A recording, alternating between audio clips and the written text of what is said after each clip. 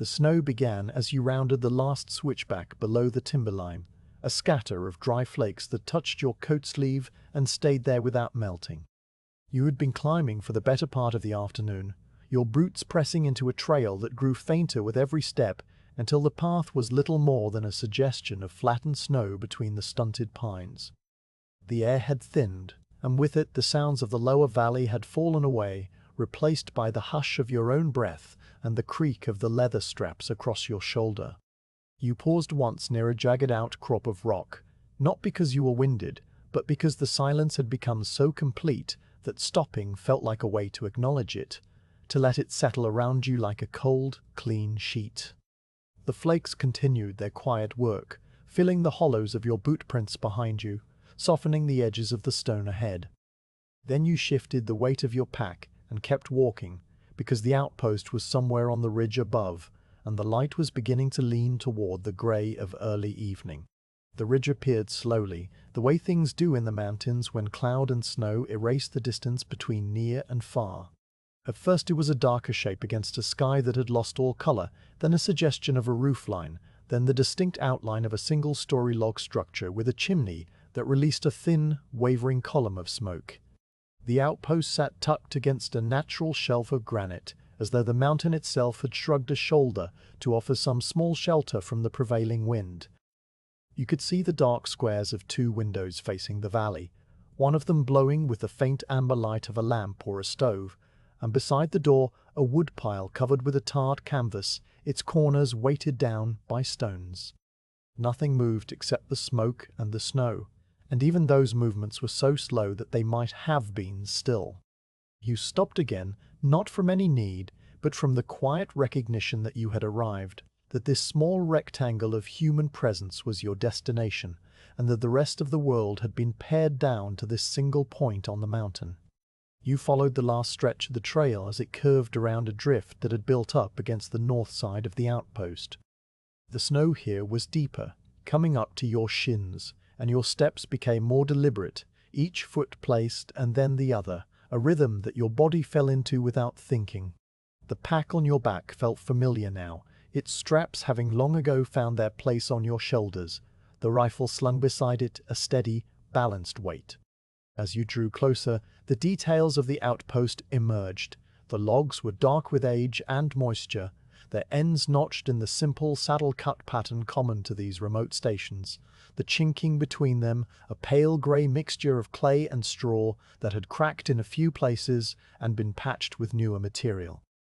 The door was a heavy slab of vertical planks reinforced with iron straps, and a small drift had formed against its base, sculpted by the wind into a smooth, crescent-shaped curve. You noticed these things not with any particular attention, but with the slow, absorbing gaze of someone who has been walking for hours and now finds himself in the presence of shelter. Your gloved hand closed around the wooden latch, and the door swung inward with a low groan that seemed to belong more to the mountain than to the iron hinges. You stepped across the threshold into a space that smelled of old wood, cold iron, lamp oil, and the faint, earthy scent of coffee grounds long since brewed. The air inside was still, but not stagnant, holding the kind of quiet warmth that comes from a stove that has been burning for many hours at a low, steady rate. You stood for a moment just inside the door, letting your eyes adjust to the dimness, feeling the snow that had gathered on your hat and shoulders beginning to soften and melt in the change of temperature.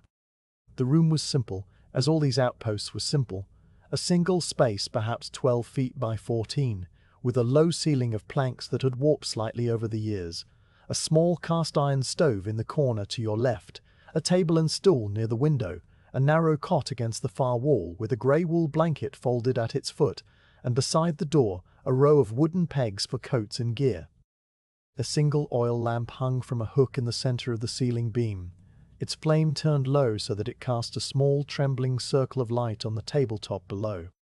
A man was standing near the stove, his back to you, his shoulders wrapped in a heavy coat of dark wool that had seen many seasons of wear.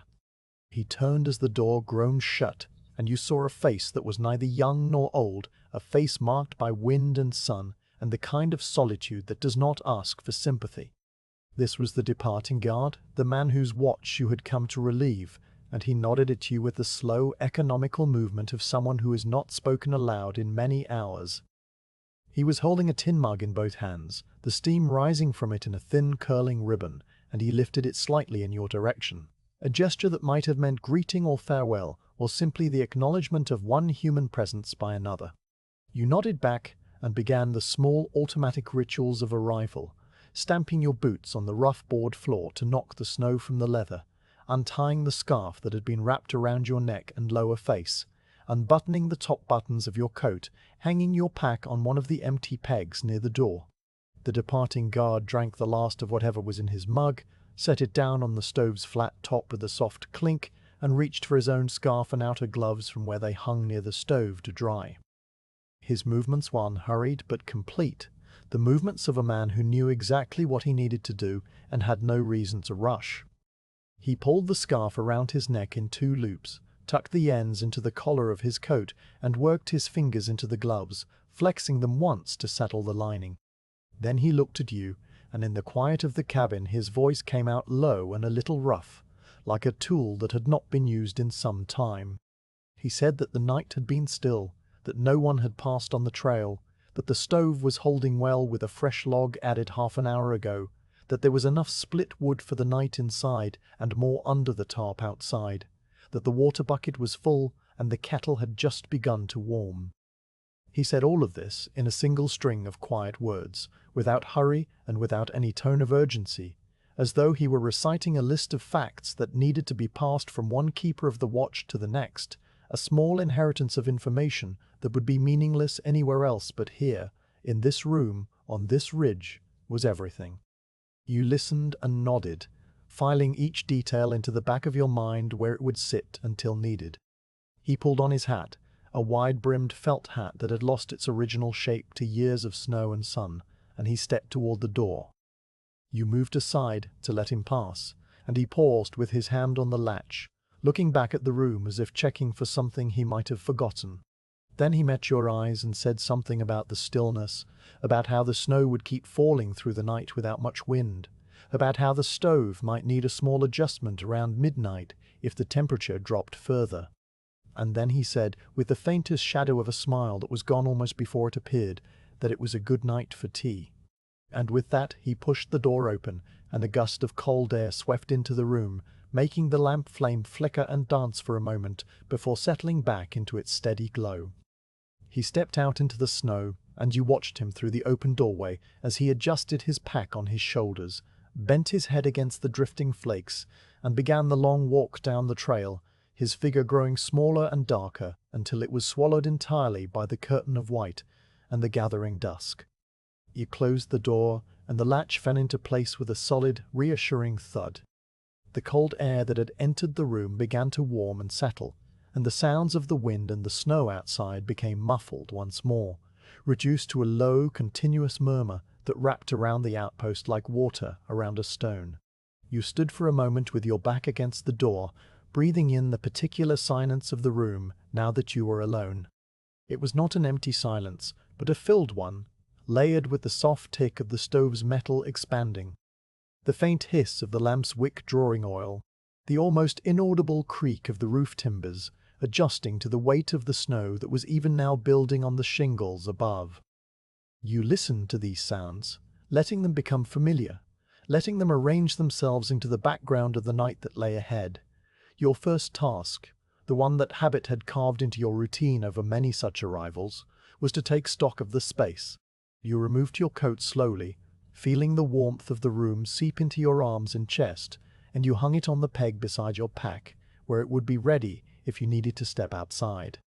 You unstrapped the rifle from your shoulder, checking the action with a brief, practiced glance, and you stood it in the corner near the door, its barrel pointing up, its stock resting on the plank floor. Then you crossed to the stove, the floorboards giving slightly under your weight with a soft woody sound that was not quite a creak, more like a sigh. You opened the small iron door and looked inside. The embers were glowing a deep, steady orange, clustered together in a bed of ash that was still warm and alive. The log that the departing guard had added was half consumed, its surface a landscape of blackened cracks and small, dancing flames. You took a split piece of fur from the wood basket, a piece that fit neatly in your hand, and you laid it on top of the embers, angling it so that the air could flow beneath. Then you closed the stove door, adjusted the damper a quarter turn, and listened as the fire found the new fuel and began its slow, patient consumption. The kettle sat on the stove's top surface, a plain tin vessel with a wooden handle and a small dent near its base where it had been dropped once, years ago, and had continued its service without complaint. You lifted the lid and checked the water level. It was nearly full, as the guard had said, and small bubbles were beginning to form along the bottom, catching the light from the lamp. You replaced the lid and left it to its slow journey toward boiling. There was no hurry. The night was long, and the water would be ready when it was ready. You turned your attention to the window, walking the few steps across the room until you stood before the glass. The pane was a single sheet, small and slightly wavy, the kind of glass that had been packed up the mountain on a mule's back and set into the log wall with wooden stops and a bead of putty that had long since hardened to the consistency of stone. Frost was already forming at the corners, delicate white fronds that crept inward, like the slow growth of a plant. You could only see if you did not watch it directly. You leaned closer and looked out into the night. The snow was still falling, a steady, unhurried procession of flakes that drifted downward without any wind to hurry them along.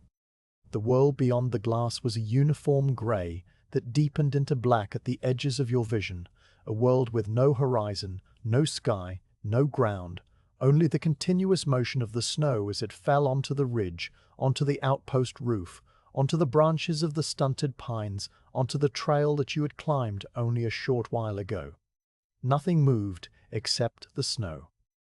No light glimmered anywhere in the valley below.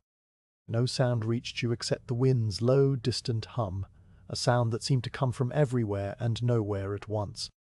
You stood at the window for a long time, not keeping watch in any formal sense, but simply looking, letting your gaze rest on the falling snow until your eyes grew heavy and you blinked, refocused, and found that nothing had changed. This was the rhythm of the outpost, the slow pulse of the hours that stretched from sundown to sunrise. The mountain asked nothing of you except your presence, your quiet attention, your willingness to sit with the silence and let it be what it was. Eventually you stepped back from the window and moved to the table, where the logbook lay open beside the lamp. The book was a thick, leather-bound volume, its pages yellowed and soft from the damp mountain air and the touch of many hands.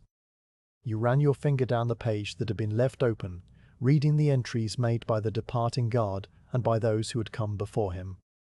The handwriting varied, some letters neat and careful, others hurried or cramped.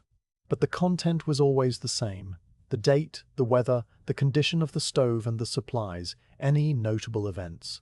For days and days the entries read simply, snow, quiet, no travelers.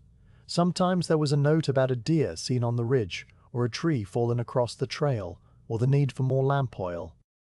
But mostly there was just the steady, unremarkable record of time passing in a place where very little happened. A map was exactly as it should be.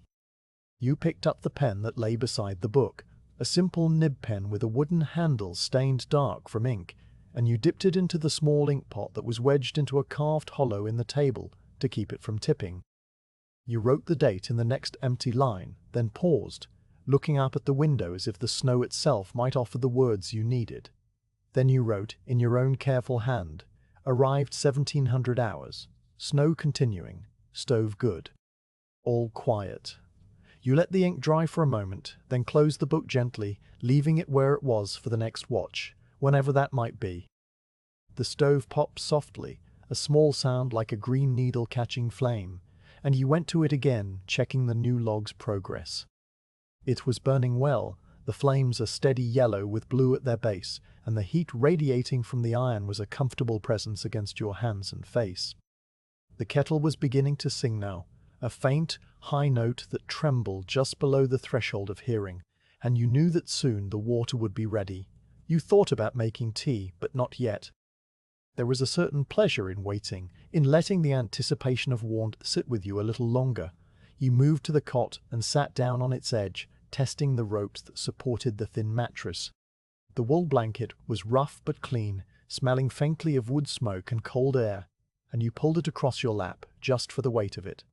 From this angle, the room looked different. Smaller somehow, but also more contained, more complete. The lamp cast a soft circle of light on the table, leaving the corners of the room in shadow. The stove glowed in its corner like a companionable heart. The rifle stood by the door, its barrel catching a thin line of light along its length. The window was a dark rectangle now, the snow invisible but still present, still falling, still adding its layer to the layers that had come before. You sat there, not thinking any particular thoughts, just letting the quiet of the room settle into your bones. The journey up the mountain, the cold air, the weight of your pack, the words of the departing guard, all of it receded into the background of your mind, replaced by the simple, immediate facts of the present, the warmth of the stove, the hum of the kettle, the soft whisper of the lamp, the solid log walls around you. Outside, the snow continued to fall, blanketing the ridge, filling the footsteps of the guard who was even now descending into the valley, covering the trail until it would be impossible to tell that anyone had passed this way at all. Inside, you were still, and the night stretched out before you, long and slow and entirely without event. You were exactly where you were supposed to be, and the hours ahead held nothing but the quiet repetition of small tasks, tending the stove, checking the window, perhaps brewing that cup of tea when the kettle finally reached its boil. For now, that was enough. For now, that was everything. The frost had spread its fine white work across the window pane in the time you had been sitting on the edge of the cot. When you rose and crossed the room again, the lamp's small circle of light caught the crystalline edges, making them glitter faintly before the deeper darkness beyond swallowed the glow. The room behind you was warm and still, the stove radiating its steady comfort, the kettle now humming a low, continuous note that meant the water was very near its boil. But you did not go to the kettle yet, because the window was calling you with the quiet insistence of a duty that was not urgent, but was always there, a duty as old as the outpost itself. You stepped to the glass and stood close enough that your breath began to cloud the lower portion of the pane, a soft circular mist that obscured the view almost as soon as you had found it. Instinctively your hand came up, and you used the wool of your sleeve to wipe a clear arc across the glass, a single sweeping motion that left behind a smear of moisture, and, beyond it, the night. The world outside was not entirely dark, though it was far from bright. The snow had a way of gathering whatever light existed in the atmosphere and holding it close, so that the ridge and the valley below were visible in shades of grey and silver blue, as if seen through a thin wash of diluted ink. The snowfall was still steady, a continuous, unhurried descent of flakes that seemed to come from no particular direction, simply drifting downward with the gravity of their own small weight. There was no wind to speak of, just an occasional, almost imperceptible shift in the current of air that made the flakes dance sideways for a moment before resuming their vertical fall. It was the kind of snowfall that erased sound, muffling the world so completely that even the creak of the outpost timbers seemed to come from a great distance. You leaned a little closer to the glass, your nose nearly touching the cold surface, and you began the slow, methodical survey that was the first ritual of the lookout rotation. This was not a task that required urgency or sharp attention. It was a practice of patience, a way of reacquainting yourself with the terrain that lay hidden beneath the snow. Your eyes started at the leftmost edge of the visible world, where a dark, jagged line of rock outcropping broke through the white blanket. That outcropping was a familiar marker, a shoulder of granite that had been there for millennia before the outpost was built and would be there for millennia after. The snow had filled its crevices and softened its edges, but its essential shape remained, a silent, enduring presence that you had seen in every season and every light. You let your gaze rest on it for a moment, acknowledging it, and then you moved slowly to the right. The stunted pine near the switchback was the next landmark, and it took you a moment to find it, because the snow had transformed its silhouette. The tree was a limber pine, twisted by the wind into a shape that was more horizontal than vertical, its branches reaching out like arms that had been frozen mid-gesture. Tonight, those branches were coated in a thick layer of snow that rounded their contours and made the tree look softer, almost gentle, as if the mountain had draped a white blanket over its shoulders. You could just make out the dark line of the trunk against the grey sky, and below it, the faint suggestion of the switchback where the trail made its sharp turn before climbing the last steep pitch to the ridge. That switchback was invisible now, buried under the same snow that covered everything, but you knew it was there, and knowing was enough. Your gaze continued its slow travel, moving past the pine to the open slope that descended toward the frozen stream. The slope was a smooth, unbroken expanse of white, its surface textured only by the faint ripples of underlying rocks and hollows that the snow had not quite erased. In the daylight, this slope was a pale gold of dried grasses and scattered sage. But tonight it was a study in monochrome, a single field of grey that shifted in subtle gradations as your eyes traced its fall toward the valley floor. The frozen stream itself was a thin, dark line that wound through the bottom of the draw, its surface a ribbon of ice that reflected no light, only absorbed the darkness around it. You could follow its course for a short distance before it curved behind a low ridge and disappeared from view, and you found yourself tracing that line with your eyes, a small unconscious habit that you had developed over many watches. Nothing moved in the landscape. The stunted pine did not sway because there was no wind. The snow did not slide from the branches because it had found its equilibrium. The stream did not flow because it was frozen solid, locked in place until the spring thaw would release it. The only motion in all that vast white world was the falling of the snow itself, each flake a tiny individual descent that joined the billions of others in their quiet accumulation. It was a motion so slow, so constant, that it became a kind of stillness, a stillness that you could watch for long minutes without seeing any change at all. And yet, if you looked away and then looked back, you would notice that the drift against the north wall had grown a little deeper, or that the branches of the pine had bowed a fraction lower. The snow worked in increments, and you had learned to respect its pace. Your breath fogged the glass again, spreading outward from the center of the clear arc you had made, and you wiped it away with the same slow automatic motion of your sleeve, the wool leaving a faint trail of fibers on the damp surface.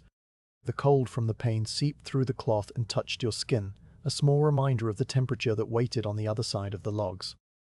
You shifted your weight from one foot to the other, settling into a more comfortable stance, and you let your eyes begin another circuit of the visible world, this time moving from right to left, retracing the same landmarks in reverse order. The frozen stream, the open slope, the stunted pine, the rock outcropping. They were all still there, unchanged, patient. The snow continued to fall. The night continued to deepen. After a time you became aware of the sound of your own breathing, a steady, rhythmic whisper that matched the slow beat of your heart. In the quiet of the outpost, even this small sound seemed amplified, and you listened to it for a moment, not with any concern, but with the simple curiosity of someone who has been silent for a while and has begun to notice the small internal noises of the body. Your pulse was slow, unhurried, a gentle thump that you could feel in your temples and in the tips of your fingers where they rested against the window frame. You counted it without meaning to, matching the beats to the falling of the flakes, though the flakes fell too many and too fast for any such comparison to hold. It was just something your mind did, a small game of numbers in the vast, slow quiet of the night. You thought about stepping away from the window, about going to the stove to check the fire, or to the kettle to make that cup of tea you had been anticipating. But something held you there, a sense that the lookout rotation had not yet run its course, that there was still some small detail waiting to be noticed. You looked again at the stunted pine, and this time you saw that a small drift had formed on the leeward side of its trunk, a smooth, sculpted wave of snow that curved like a breaking swell, frozen in mid-motion. You had not noticed it before, and the discovery gave you a small, quiet satisfaction, the kind that comes from paying close attention to a thing that asks for nothing. You filed the image away in your mind, adding it to the mental map of the mountain that you carried with you, always, a map that was constantly being revised by the slow forces of wind and snow and time. Your sleeve came up again, wiping the glass in a fresh arc that overlapped the previous one, and you realized that you had lost track of how many times you had performed that motion. It had become a rhythm, as natural and unthinking as breathing. The fog, the wipe, the clear view, the slow survey, the fog again. Each cycle took perhaps 2 minutes, perhaps 3, and there was no need to count them, because the night was long and the cycle would repeat itself many times before dawn. You let your mind drift into that rhythm, letting it carry you as the current of a slow river carries a leaf, without resistance, without destination. At some point, your gaze lifted from the landmarks and rose to the sky, or what would have been the sky if the clouds had not been so low and thick. There was no moon, no stars, no break in the uniform grey that stretched from horizon to horizon. The clouds were a solid ceiling, a lid placed over the mountain that trapped the snow and the silence beneath it. You could not see the clouds themselves, only the absence of any deeper darkness that would have indicated a clear night. It was a sky that offered no information, no hint of what the weather might do next, only the steady, relentless delivery of snow. And that was information enough. The snow would continue, the accumulation would grow, and the world would remain muffled and still for the foreseeable hours. You lowered your eyes back to the valley, and now you noticed that the faint line of the frozen stream had nearly vanished. The snow had filled its shallow banks, smoothing over the depression so that only a slight, almost imperceptible indentation remained to show where the water had once flowed. In another hour, that indentation would be gone too, and the stream would be nothing more than a memory beneath the white surface. You accepted this erasure with the calm of someone who had seen it happen many times before, who knew that the stream was still there, that the water still moved beneath the ice, that the spring would return and the snow would melt, and the stream would flow again. The mountain had its cycles, and you were merely a witness to one small part of one small night within a much larger pattern. The stove made a soft, settling sound behind you, a click of metal contracting as the fire adjusted to the new log you had added, and the sound pulled you gently back into the room. You turned your head away from the window, and the sudden shift in focus made the interior of the outpost seem very bright and very small. The lamp still burned on the table, its flame steady now. The glass chimney faintly smoked at the top from the hours of burning. The log book lay closed beside it. The cot was still rumpled from where you had sat. The rifle stood in its corner, silent and patient. Everything was as you had left it, and the sight was reassuring in its predictability. You turned back to the window, wiping the glass once more, and resumed your watch. The hours passed in this way, though you did not mark them in any formal sense. You did not consult the watch that sat in your coat pocket, because time at the outpost was not measured in minutes and hours, but in the slow accumulation of small changes. A new drift forming against the rock outcropping. A shift in the angle of the snowfall as a faint breath of wind stirred the upper atmosphere. The gradual dimming of the already dim light as the night reached its deepest, darkest point. You noticed these things without cataloguing them, letting them flow through your awareness like the snow through the air, touching you lightly and then moving on. At one point, you became aware of a very faint sound coming from outside, a sound that was not the wind or the snow or the creak of the timbers. It was a soft, rhythmic thumping, so low that you felt it more than you heard it. You stood very still, holding your breath, and you listened. The sound came again, a muffled whomp, followed by a pause, then another whomp. It took you a moment to identify it, and when you did, you felt a small, private warmth spread through your chest. It was the sound of snow sliding off the roof, a heavy load of it releasing from the shingles and falling to the ground below in a soft, padded impact. The outpost roof had a steep pitch, designed to shed the snow before it could build up too deeply and threaten the structure, and the sound you were hearing was the roof doing its quiet work, protecting the space you occupied. You listened to it for a while longer, then returned your attention to the window, grateful for the small reminder that the outpost was a living thing, a structure that breathed and shifted and responded to the mountain's demands. The frost on the window had thickened while you were listening to the roof. It had crept inward from the corners, its delicate fronds now meeting in the center of the pane to form a lace-like pattern that obscured the view even more than your breath did. You used your fingernail this time, not your sleeve, to scrape a small clear patch in the ice, and the cold bit into your fingertip, a sharp, clean sensation that was not unpleasant. Through the small hole you had made, you could see the rock outcropping and the stunted pine, still there, still unchanged. The snow was still falling, the flakes smaller now, finer, almost like dust, the kind of snow that falls when the temperature has dropped and the air has become very dry. You pressed your eye to the hole and scanned the valley one more time, finding nothing new, nothing out of place, nothing but the slow, patient accumulation of the night. Eventually, your legs began to feel the strain of standing in one place for so long, and you decided that the first lookout rotation had reached its natural conclusion. You had watched, you had observed, you had noted the condition of the landmarks and the rhythm of the snow. There was nothing more to see for now, and the window would still be there when you returned. You stepped back, letting your arms drop to your sides, and you stretched your shoulders in a slow, careful movement that eased the tension from your back.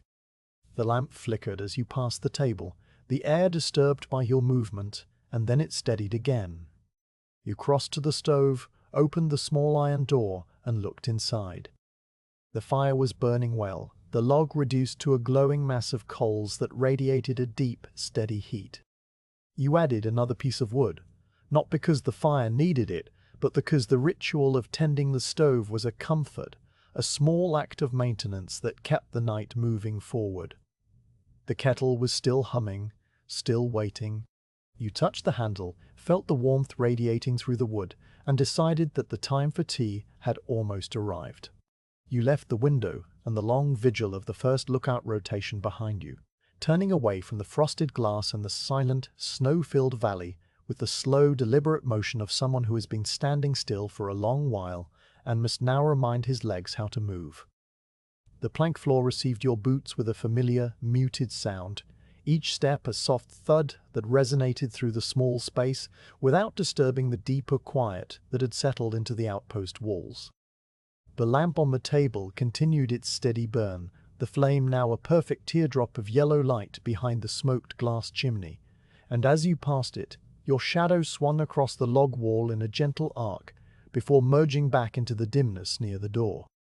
You were not walking toward anything urgent, only toward the corner where the cast-iron stove sat on its bed of firebrick, radiating a heat that you could feel on your face and hands, even from several paces away. The stove was a small boxy thing, designed for utility rather than beauty, its surfaces blackened by years of fires, and its corners rounded by the patient wear of countless hands brushing against them in the dark. It rested on 4 short legs that lifted its belly a few inches above the floor, and beneath it a thin sheet of tin had been laid to catch any stray embers that might escape through the grate.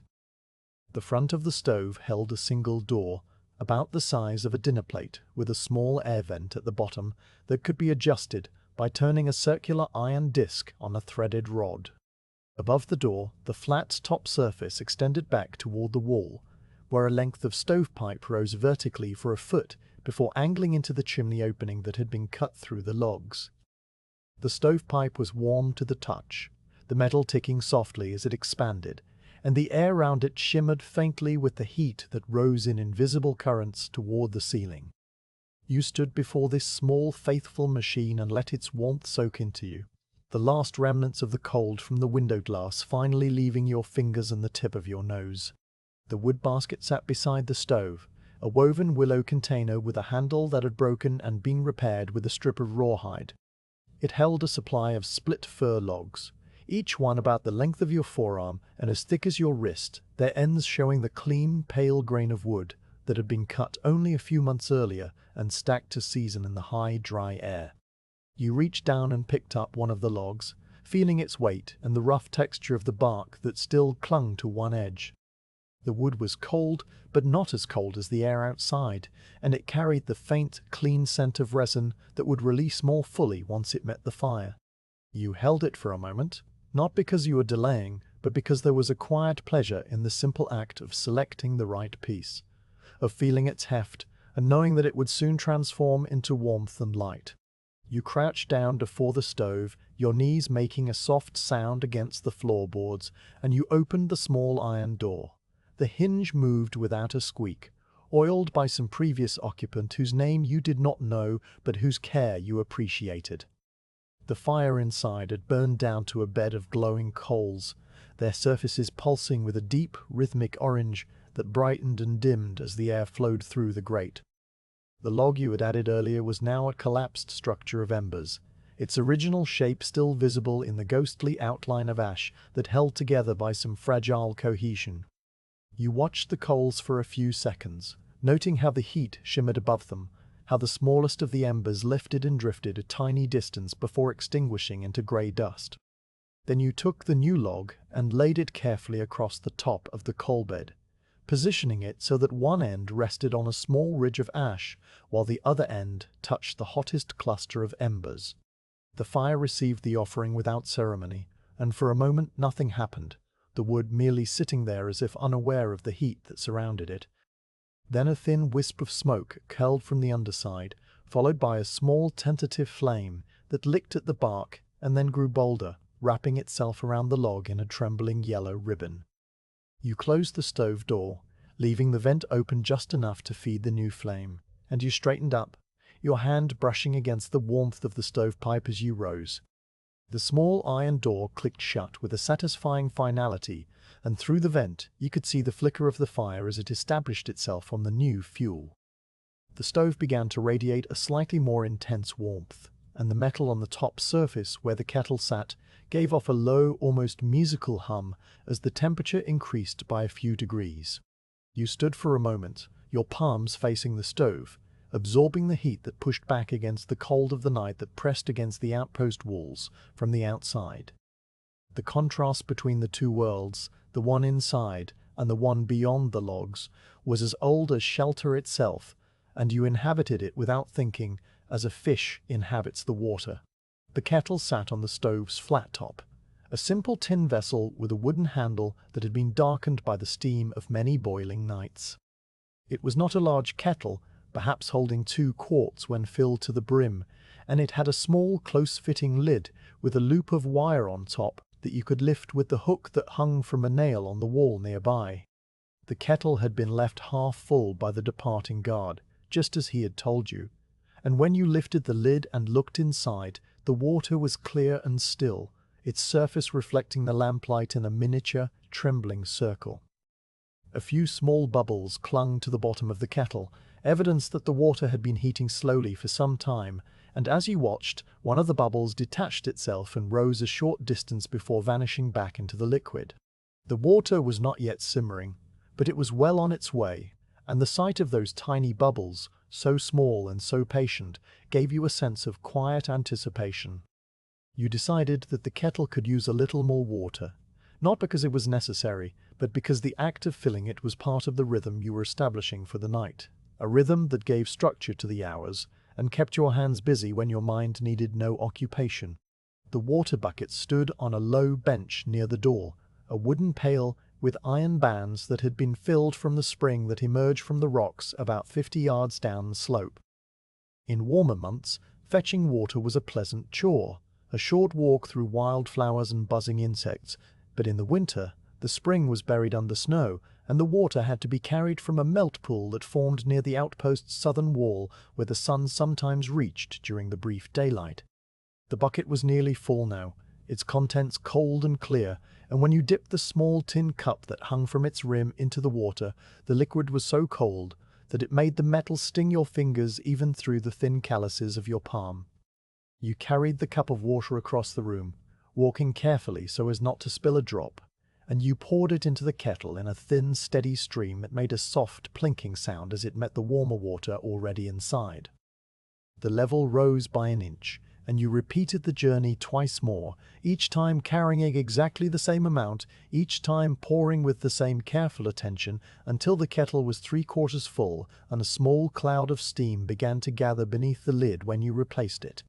You hung the cup back on the rim of the bucket, wiped your damp fingers on the leg of your trousers, and returned to the stove, where you stood watching the kettle with the patient, unfocused gaze of someone who has no expectation of hurry. The metal of the kettle began to change as the water inside absorbed the heat from the stovetop.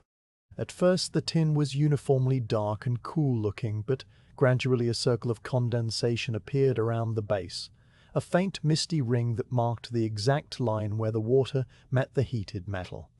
The condensation spread upward in a slow, deliberate advance, beads of moisture forming and then merging together into larger droplets that trembled for a moment before sliding back down into the ring. The kettle's surface became a landscape of tiny rivulets, a miniature watershed where the droplets followed paths that were invisible to the eye but as determined as any river valley. You watched this process without moving, your hands resting lightly on the edge of the stove, your eyes following the journey of a single drop as it formed near the handle, grew heavy, and then slid downward in a thin silvery trail that vanished into the steam at the base. The whole thing happened in perfect silence, the only indication of the growing heat being the visible dance of the droplets and the faint shimmer of the air above the lid.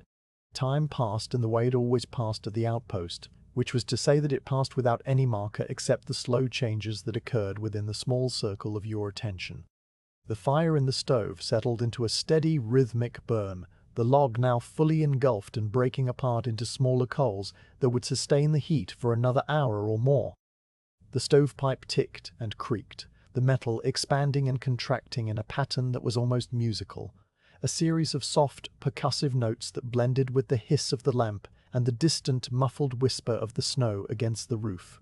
You listened to these sounds, letting them wash over you without trying to separate them, accepting them as the natural music of the outpost, the background score of a night that asked for nothing but your presence. The condensation on the kettle had now spread to cover the entire lower half of the vessel, and the droplets were beginning to organize themselves into a glossy, wet sheen that reflected the lamplight in 1,000 tiny points. You lifted the lid, using the wire loop and the hook from the nail, and a puff of steam rose into the air, curling upward and then dissipating as it met the cooler air near the ceiling. The water inside was no longer still. It was alive with small currents, tiny convection cells that moved the liquid in slow, invisible spirals. Small bubbles were beginning to form on the bottom of the kettle now, not just one or two, but dozens, each one a perfect sphere of trapped air that clung to the tin for a moment before releasing and rising a few inches, only to collapse back into the water before reaching the surface. The sound that accompanied this was a soft, continuous hiss, so faint that you had to lean close to hear it, a sound like the whispering of sand across a wooden floor. You let the lid rest back into place, and you pulled the stool from beside the table closer to the stove so that you could sit and watch the kettle in comfort. The stool was a simple three-legged affair, its seat worn smooth by the generations of riflemen who had sat on it before you, and it creaked slightly as you settled your weight onto it. From this vantage point, the stove and the kettle filled your entire field of vision, a small contained world of iron and tin and water and fire. The heat radiated against your face and chest, a gentle, enveloping warmth that made the muscles of your shoulders relax and your eyelids grow heavy, though you were not sleepy. You were merely at rest, suspended in the quiet interlude between one small task and the next. The fire shifted again, a log collapsing inward with a soft crunch that sent a shower of sparks swirling up toward the stovepipe, and you opened the door just long enough to check that the coals were evenly distributed. They were, and you closed the door again, adjusting the vent to allow a little more air to feed the flames. The stove responded with a low, satisfied rumble, the sound of combustion finding its optimal balance, and the heat radiating from the iron became a degree warmer. The kettle acknowledged this increase by producing a more insistent stream of bubbles, and the lid began to tremble slightly, a tiny, almost imperceptible vibration that traveled through the wire loop and into the hook that held it. You sat on the stool, your hands folded loosely in your lap, your breathing slow and even, and you let your mind drift. It did not drift to any particular memory or thought, but simply floated, unmoored, in the warm air between the stove and the ceiling. The world outside the outpost, the snow, the valley, the frozen stream, the stunted pine, all of it receded into a distant background, a backdrop that was still there but no longer required your attention. The only things that existed in this moment were the stove, the kettle, and the water that was making its slow, inevitable journey toward the boil. The rest of the night could wait, the watch could wait, the rifle could wait. Everything could wait, except this small, quiet process of transformation, this alchemy of fire and metal and water that had been repeated in kitchens and camps and outposts for as long as humans had needed warmth and sustenance. A single, larger bubble formed at the bottom of the kettle, visible through the glassy surface of the water when you lifted the lid again to check. It swelled slowly, gathering its courage, and then it detached from the tin and rose upward in a straight, determined line. This time it reached the surface, breaking through with a soft plop that sent a tiny ring of ripples expanding outward to touch the walls of the kettle. The sound was so small, so insignificant, and yet in the quiet of the outpost it seemed as momentous as a bell tolling the hour. You smiled slightly, the expression a private thing, and you replaced the lid, letting the water continue its work. The room had grown warmer now, the heat from the stove having fully saturated the small space, and you loosened the top button of your shirt, feeling the air against your collarbone. The lamp on the table continued to burn, but its light seemed dimmer now, outshone by the orange glow that emanated from the stove seams and the small window of the vent. The logbook lay closed, its pages holding the record of the night so far, and the cot against the far wall waited with its folded blanket, a promise of rest that you were not yet ready to accept. The night was still young, or perhaps it was already old. You did not know, and you did not care to check the watch in your pocket. Time at the outpost was measured not by the hands of a clock, but by the state of the fire, the level of the water, the depth of the snow outside, and by these measures you were exactly where you needed to be. The kettle's song changed again, the hiss deepening into a low, throaty murmur that seemed to come from the very center of the water. The bubbles were more numerous now, rising in chains that twisted and broke and reformed, and the lid trembled constantly, a steady vibration that made the wire loop hum against the hook. Steam escaped in thin wisps from the seam where the lid met the kettle, curling upward and disappearing into the darkness near the rafters. The water was not yet at a full boil, but it was very close, and the anticipation of that moment filled the room like a held breath. You leaned forward on the stool, your elbows resting on your knees, and you watched the kettle with the quiet, patient attention of someone who had all the time in the world, because in this place, on this night, you did. The kettle continued its patient murmur on the stovetop, the water now trembling with a deep, rolling motion that sent a steady column of steam curling toward the rafters. You rose from the stool, leaving the warmth of the fire at your back, and your gaze traveled across the room to the corner beside the door where the rifle stood.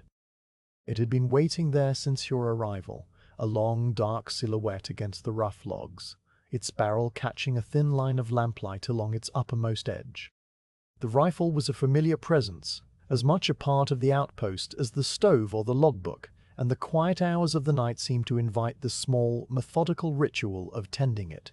You crossed the floor with unhurried steps, the boards sighing under your weight, and when you reached the corner, you paused for a moment, simply looking at the long gun in the dim light.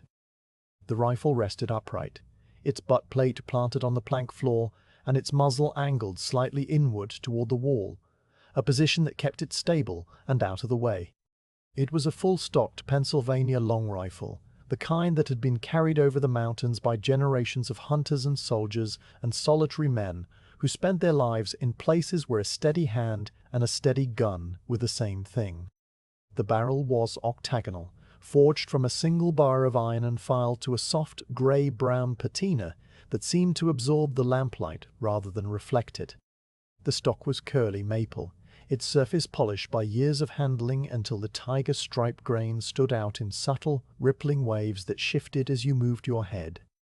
Brass furniture adorned the piece, a patch box on the buttstock, a trigger guard with a simple, elegant curve, a ramrod pipe near the muzzle, all of it mellowed to a deep golden tone that spoke of age and care. The lock plate was a flat, rectangular piece of case-hardened iron, its surface mottled with the faint, smoky colors of the tempering process, and the hammer, shaped like a serpent's head, rested in the half-cock position, holding a copper percussion cap on its nipple. You bent down and wrapped your hand around the wrist of the stock, the narrowest part just behind the lock, and you lifted the rifle with a slow, steady motion that brought its full length into the lamplight. The weight of it settled into your palm and forearm, a familiar heft that felt neither heavy nor light, simply right. You had carried this rifle over many miles of trail, through rain and snow and the pale, thin light of high country dawns, and your hands knew its balance as well as they knew the shape of a spoon or the handle of an axe. You turned it slightly, angling the barrel toward the light, and you noticed a faint bloom of surface rust beginning to form near the front sight. A tiny, reddish discoloration no larger than a grain of rice. It was nothing serious, the kind of blemish that came from the constant moisture of the mountain air, but it was enough to remind you that the rifle needed attention. You carried the long gun across the room, cradling it in the crook of your arm, and you laid it gently on the table beside the logbook, its barrel pointing toward the far wall and its lock plate facing up. The lamp on the table cast a steady, golden circle of light that fell directly on the rifle's action, illuminating every small detail of the lock and the breech. You pulled the stool from beside the stove and set it near the table. Then you went to the small storage crate that sat beneath the window, where the outpost kept its modest supply of maintenance gear. The crate was made of pine boards, its lid held down by a simple wooden turn button, and when you opened it, the smell of gun oil and old iron and the faint earthy scent of black powder residue rose into the air. Inside, you found a square of soft flannel cloth, a small tin of rendered bear grease mixed with beeswax, a brass cleaning rod with a threaded tip, a few cotton patches, a turn screw for adjusting the lock screws, and a spare flint that some previous rifleman had left behind, though the rifle now used percussion caps. You took the cloth, the tin of grease, the rod, and a single patch, and you closed the crate with a soft thud, carrying these items to the table where the rifle waited. You sat down on the stool, your knees brushing against the edge of the table, and you took a moment to arrange the materials before you. The cloth folded into a neat square, the tin of grease opened so that its pale, waxy surface was exposed, the cleaning rod laid parallel to the rifle, the patch resting beside it. The lamplight gleamed on the brass fittings of the rifle and caught the oily sheen of the grease, and the only sounds in the room were the murmur of the kettle, the occasional tick of the stove, and the soft, rhythmic whisper of your own breathing. You picked up the rifle again, turning it so that the lock plate faced you, and you began the process of tending it with the slow, deliberate attention of someone who had done this many times before and found a quiet satisfaction in the repetition. Your first act was to wipe down the exterior of the barrel and the lock, because the mountain air was always working, always depositing its invisible layer of moisture on every surface, and the thin film of grease that already coated the metal needed to be renewed. You took the flannel cloth and folded it once more, creating a small padded surface, and you touched it to the grease, picking up just enough to leave a faint translucent shine on the fibers. Then you began at the breech end of the barrel, where the metal met the wood of the stock, and you wiped in a slow, circular motion that traveled forward toward the muzzle. The cloth slid over the iron with a soft, almost soundless friction, and the grey-brown patina darkened slightly where the grease spread, revealing the deep, charcoal tones that lay beneath the surface oxidation. You worked your way along the entire length of the barrel, your wrist turning in a steady, rhythmic pattern, and when you reached the front sight, you paused to pay extra attention to that tiny spot of rust. You rubbed it gently, using the tip of your finger inside the cloth to work the grease into the pitted surface, and after a few moments, the discoloration faded until it was nearly invisible, blended back into the surrounding metal. You turned the rifle over and wiped the other side of the barrel, then the top flat, then the underside where the ramrod rested in its pipes, each stroke overlapping the previous one by half a width, so that no spot was missed. The cloth picked up a faint grey residue, the accumulated dust of the trail and the outpost, and you paused once to shake it out and refold it to a clean surface before continuing.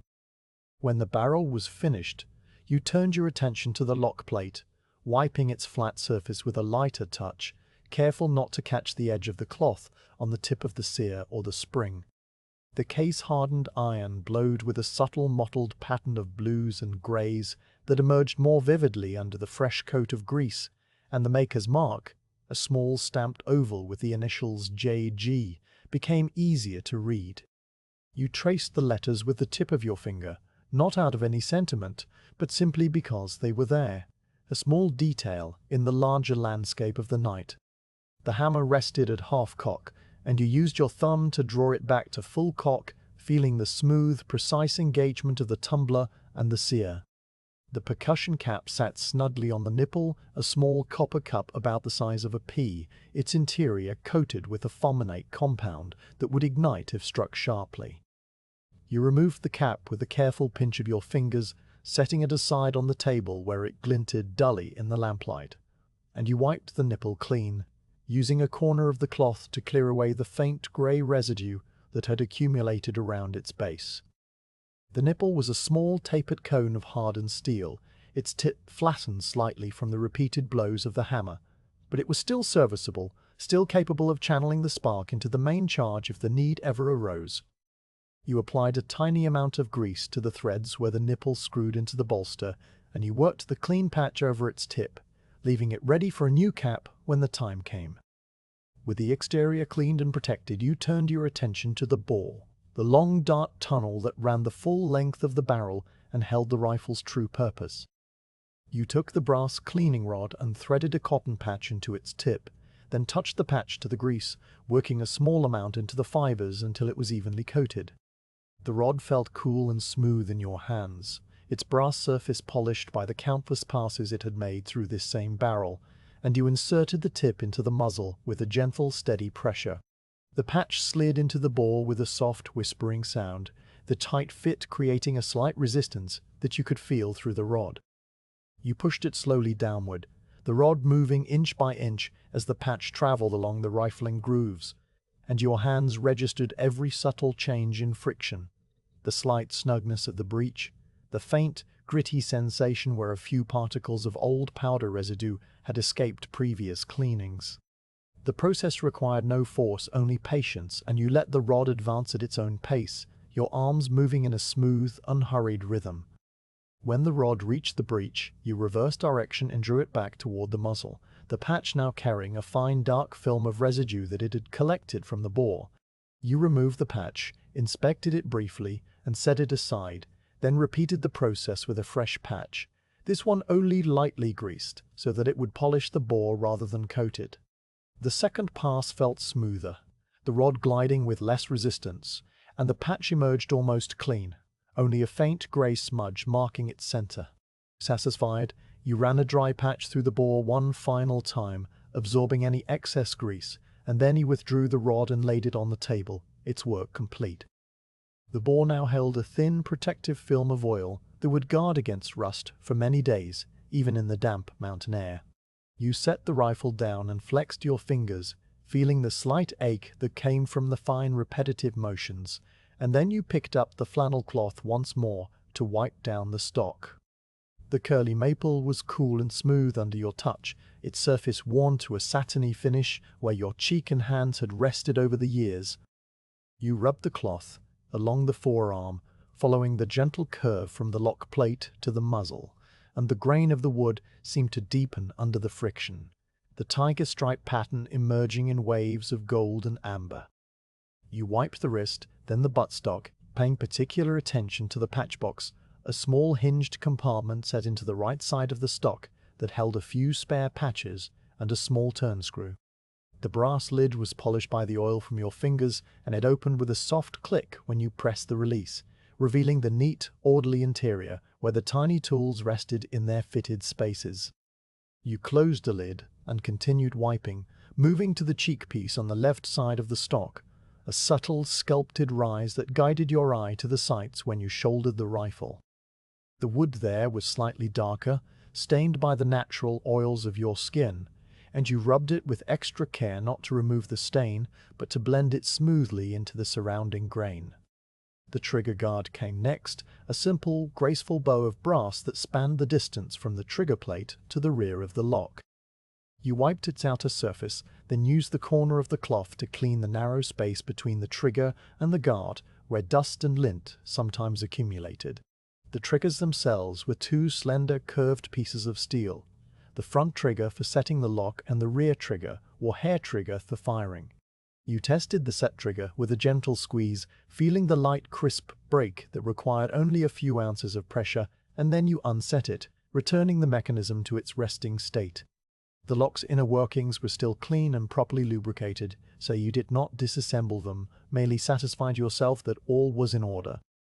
With the rifle fully cleaned and oiled, you reassembled the small components you had removed. The percussion cap went back onto the nipple, pressed down firmly with your thumb until it seated, and the hammer was lowered gently to the half-cocked position where it would rest safely. You folded the flannel cloth and returned it to the crate, along with the tin of grease and the keening rod, and you carried the used patches to the stove, dropping them into the fire where they flared briefly and then vanished into the coals. The room now smelled faintly of gun oil and wood smoke and the clean metallic scent of the rifle itself, a combination of odors that was as familiar to you as the scent of pine needles or the cold, sharp air of the mountain morning. You picked up the rifle from the table, cradling it in your arms once more, and you carried it back to its corner beside the door, where you stood it upright, with the same careful motion you had used to lift it. The butt plate settled onto the floor with a soft, solid tap, and the barrel came to rest against the wall at the same slight angle it had held before.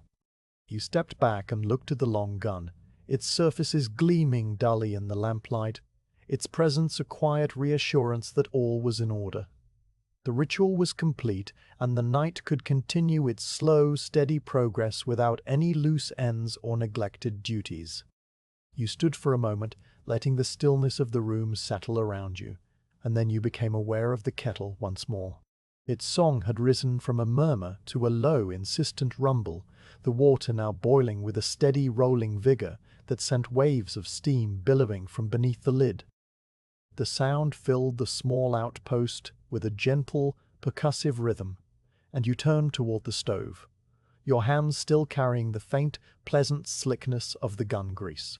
The next small task was waiting for you there, the promise of tea and a moment of warmth before the long, quiet hours of the deep night, and you moved toward the stove with the same unhurried pace, your mind as calm and still as the snow that continued to fall beyond the frosted window. The logbook waited on the rough-hewn table exactly where you had left it, its leather cover darkened by the oils of many hands and its pages slightly warped from years of mountain moisture seeping through the chinking on humid summer days. You had finished your tea some time ago, the empty tin mug now resting on the stove's flat top where it would stay warm until you needed it again, and the quiet ritual of tending the rifle was complete, the long gun standing once more in its corner with a faint sheen of oil along the barrel.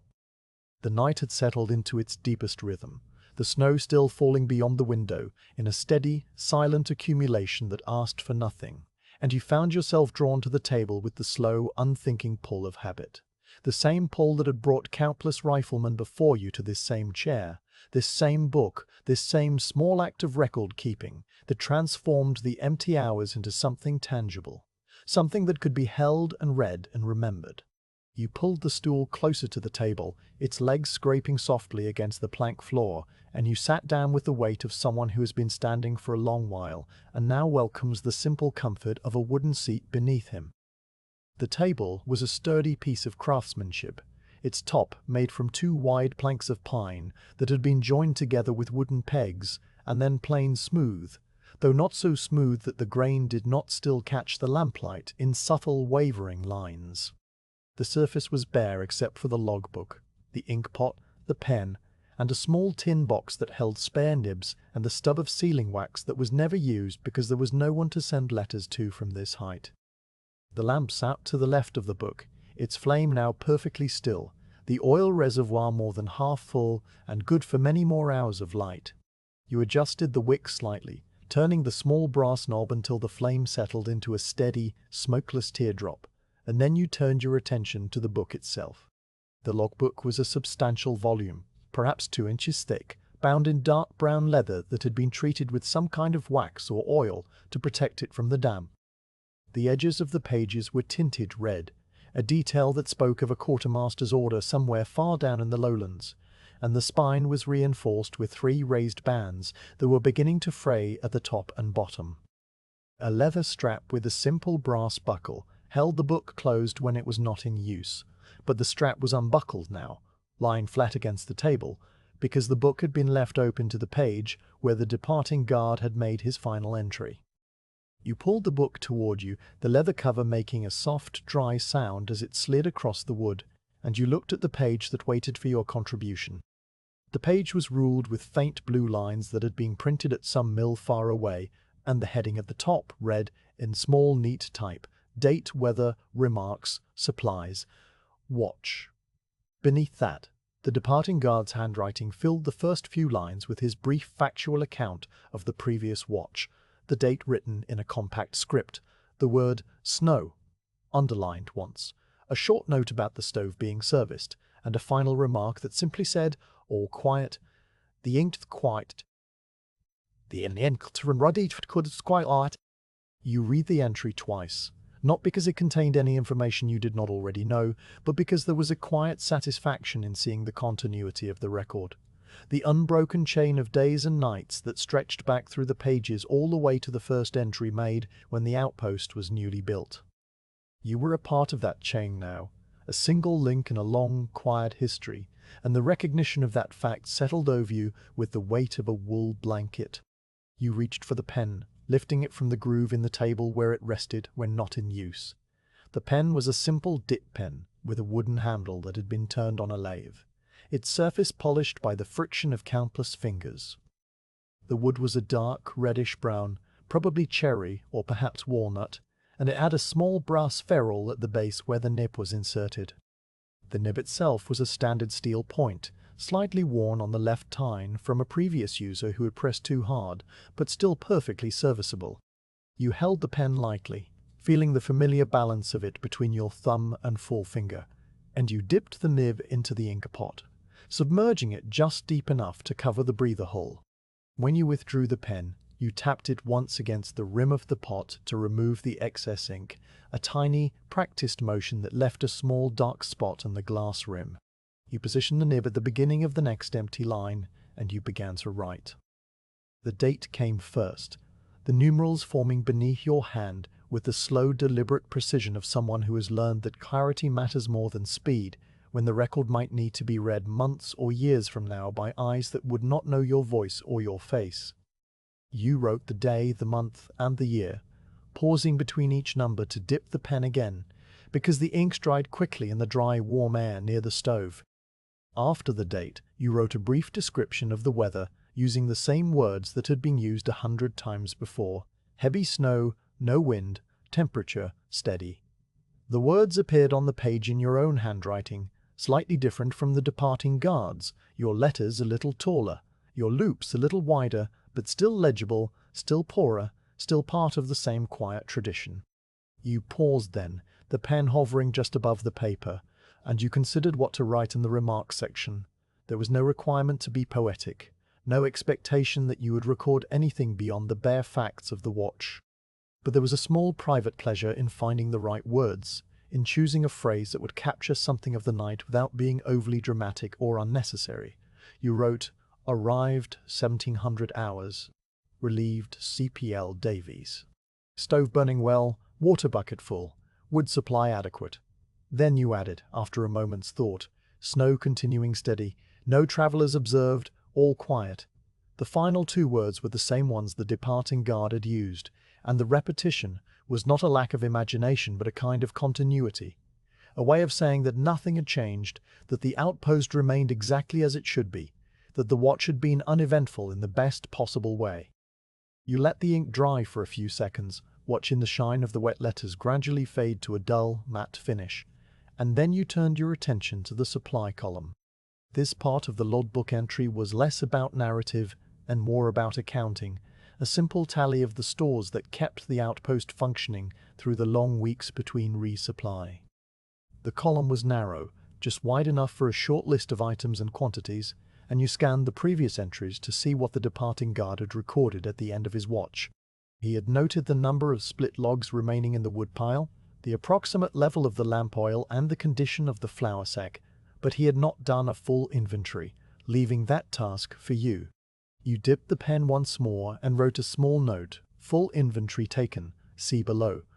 Then you drew a line beneath your entry, a simple horizontal stroke that separated the narrative from the tally that was to come. The inventory was a separate ritual, one that required you to leave the table and move around the outpost, opening containers and counting items. But before you rose from the stool, you wanted to complete the logbook entry properly. You closed the book gently, letting the cover fall shut with a soft, satisfying thump, and you fastened the leather strap and the brass buckle, securing the pages against the damp air. The book went back to its place at the center of the table, aligned with the edge of the plank, and you set the pen beside it, the nib pointing away from you so that any residual ink would not pool on the wood.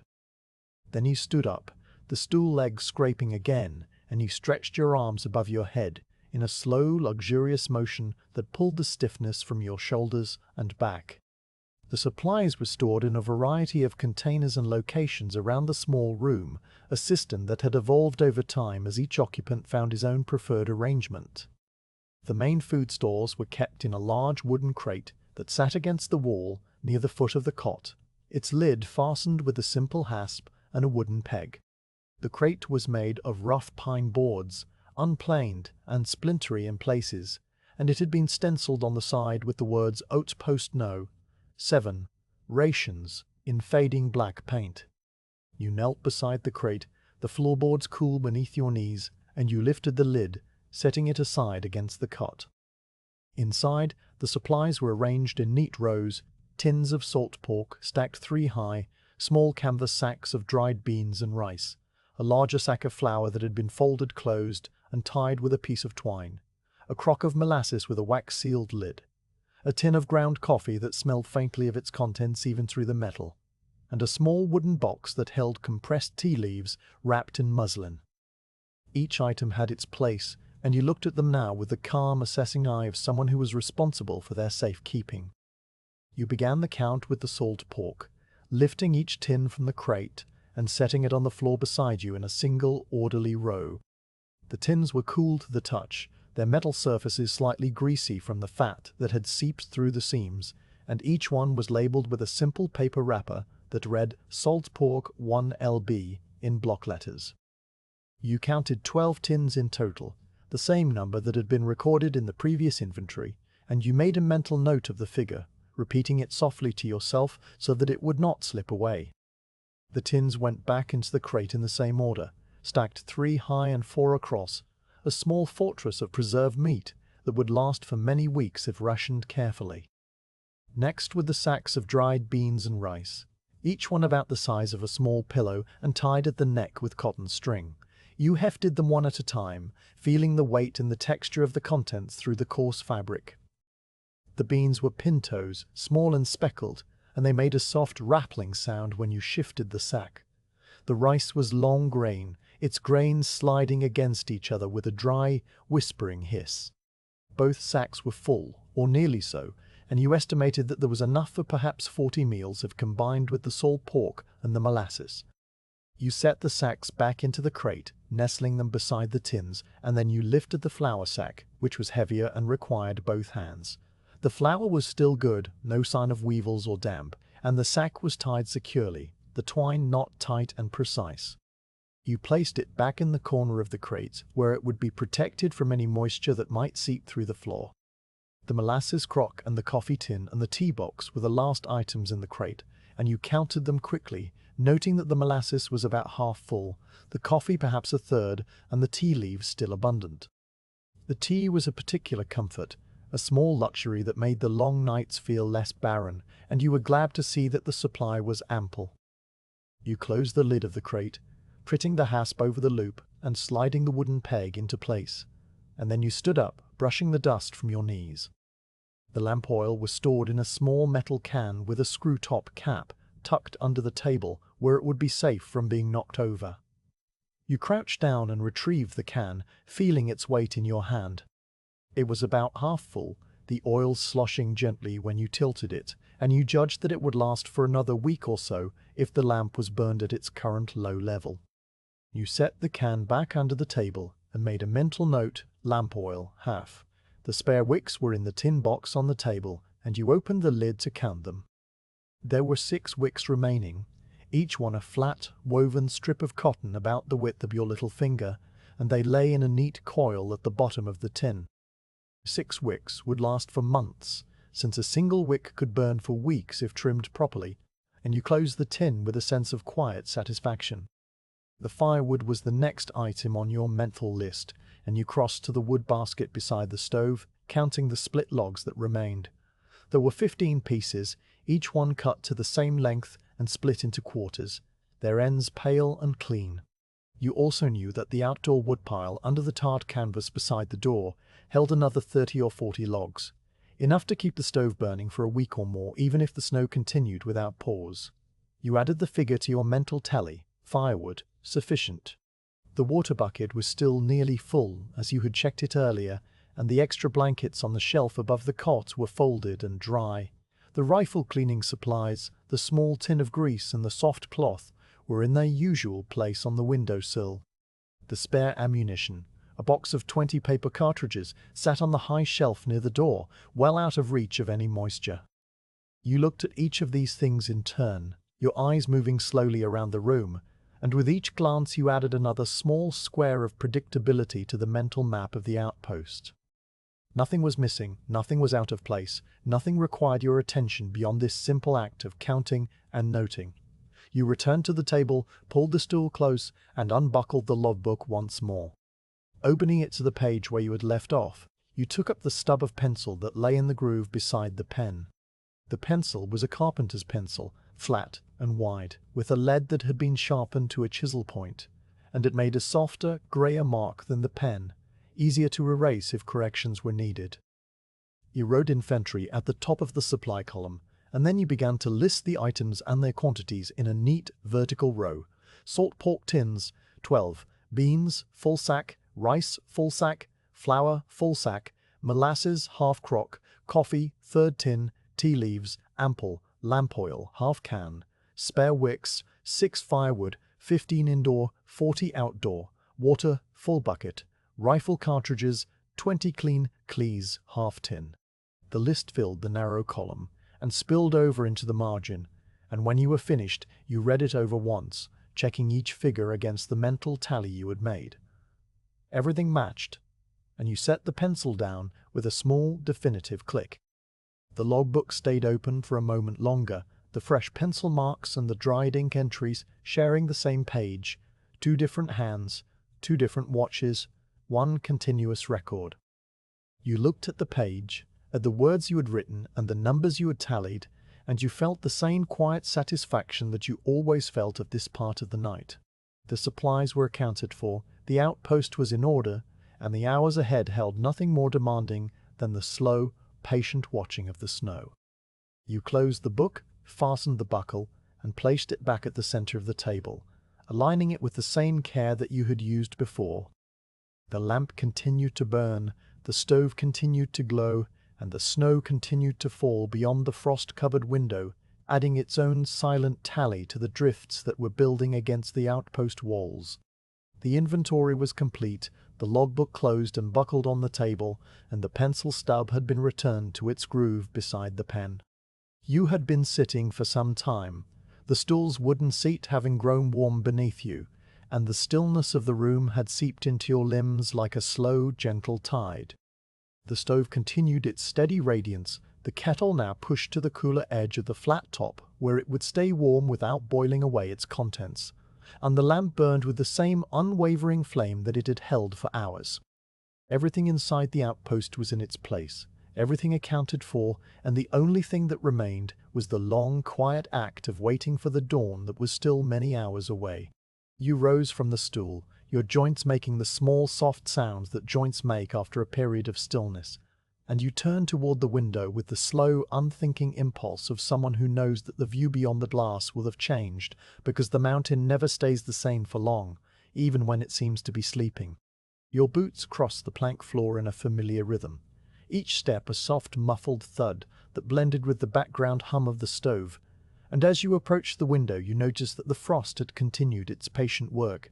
The delicate fronds that had been creeping inward from the corners were now joined by a thin crystalline film that covered the entire pane, transforming the glass into a cloudy, translucent surface through which the outside world appeared only as vague shapes and shifting shadows. You lifted your hand and used the side of your palm to wipe a broad, clear swath across the glass, the ice melting under the warmth of your skin and leaving behind a smear of cold water that trickled downward in small, slow rivulets.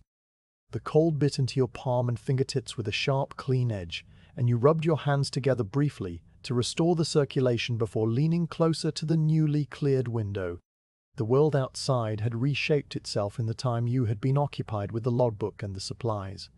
The snowfall was still steady, the flakes smaller now and more numerous, a fine granular snow that the mountaineers called poudris, which fell with a dry whispering sound against the roof and the walls.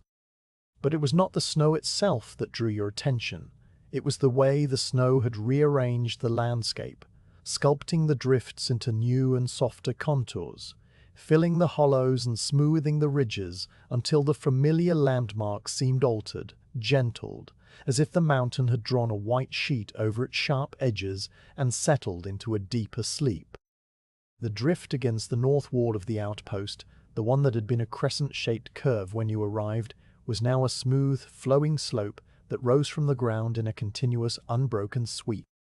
Its surface was textured with tiny ripples, the kind that wind leaves on sand, and the lamplight from the window caught the crest of the drift in a pale, golden line that faded quickly into the surrounding darkness.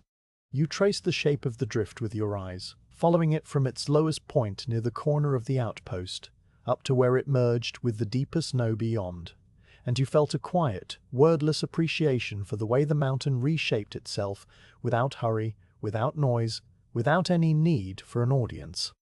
Your gaze lifted from the drift and traveled outward to the stunted pine near the switchback, the same tree you had watched during your first lookout rotation. It had changed too, in the way that things change when you are not watching them directly. The branches that had been coated in a thick layer of snow were now bowed even lower, their tips curving downward in graceful sweeping arcs that almost touched the ground. The snow on the uppermost branches had accumulated to a depth of several inches, and it sat there in a smooth, rounded cap that looked as soft as wool, but was surely as cold as the air that surrounded it. A small, almost imperceptible shift in the weight of the snow caused a tiny avalanche to slide from one branch, a miniature cascade of white powder that fell silently into the drift below and was immediately swallowed by the darkness. The tree did not seem burdened by its load. It seemed simply patient, waiting for the wind or the sun or the slow, inevitable melt of spring to relieve it. And in the meantime, it stood there, a dark shape against the grey sky, doing what trees have always done in the face of winter.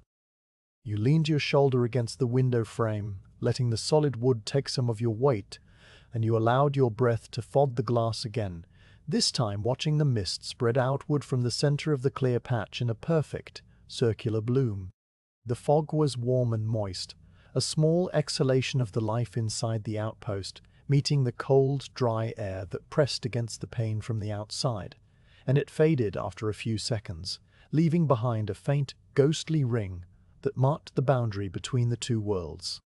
You wiped the glass again, more absently this time, the motion having become as automatic as breathing, and you resumed your study of the landscape with the quiet, patient attention of someone who has learned to see the small changes that accumulate in the silence. The wind had been absent for most of the night, but now it began to stir, not as a gust or a gale, but as a low, tentative movement of air that seemed to be testing the shape of the mountain, feeling its way around the outcroppings and through the passes with the careful, searching touch of a blind creature. You heard the first hint of it as a faint, distant sigh that traveled across the valley, a sound so soft that you might have imagined it if you had not been listening so carefully. The sigh rose and then fell, a single elongated note that had no source and no direction, and then it was gone, replaced by the same deep, muffled silence that had held the mountain in its grip for hours. You waited, your breath held, your ears attuned to the slightest variation in the quiet, and after a long pause, the wind came again, this time a little stronger, a little closer, a low, humming breath that passed through the eaves of the outpost roof with a sound like the drawing of a bow across a cello's lowest string. The sound was not a whistle or a howl. It was a resonance, a vibration that seemed to come from the wood itself, as if the outpost had become a giant hollow instrument, and the wind was the musician, playing a slow, mournful note that stretched on and on. The timbers above your head creaked softly in response, the logs settling into their joinery with small woody ticks and pops, and the stovepipe hummed in sympathy, a higher, thinner note that wove itself around the deeper tone of the wind. You stood very still, your hands slipping into the pockets of your coat, and you let the sound wash over you, not analyzing it, not naming it, simply receiving it as a sailor receives the swell of a quiet sea, a motion that is both external and internal, a rhythm that enters the body and slows the heart. The wind rose and fell in long, slow cycles that seemed to follow their own internal logic, a pattern that was not a pattern, a repetition that was never quite the same. At one moment it would swell into a low, continuous rush that filled the entire valley, a sound like the distant roar of a waterfall heard from miles away, and then it would fade into a whisper, a faint, sibilant hiss that barely disturbed the snowflakes as they fell. The transitions were gradual, almost imperceptible, the way the light changes at dusk, and you found yourself listening with an attention that was not focused but diffuse, a wide, open awareness that received the sound without grasping at it. The wind sang across the octaves of the mountain, a music without melody, a song without words, and you were the only audience, the only listener in all that vast white wilderness. The snow responded to the wind's coaxing by changing the angle of its fall, the flakes no longer drifting straight down, but slanting sideways in long diagonal streaks that caught the faint light from the window and sparkled for an instant before vanishing into the darkness. The drift against the north wall began to reshape itself again, the windward side eroding in tiny, granular streams, while the leeward side built up in a smooth, rounded crest that grew incrementally taller with each passing minute. You watched the process with the same quiet fascination that you might watch a potter's wheel, the slow, patient shaping of a form that was both inevitable and unpredictable, a collaboration between the snow and the wind and the solid mass of the mountain itself.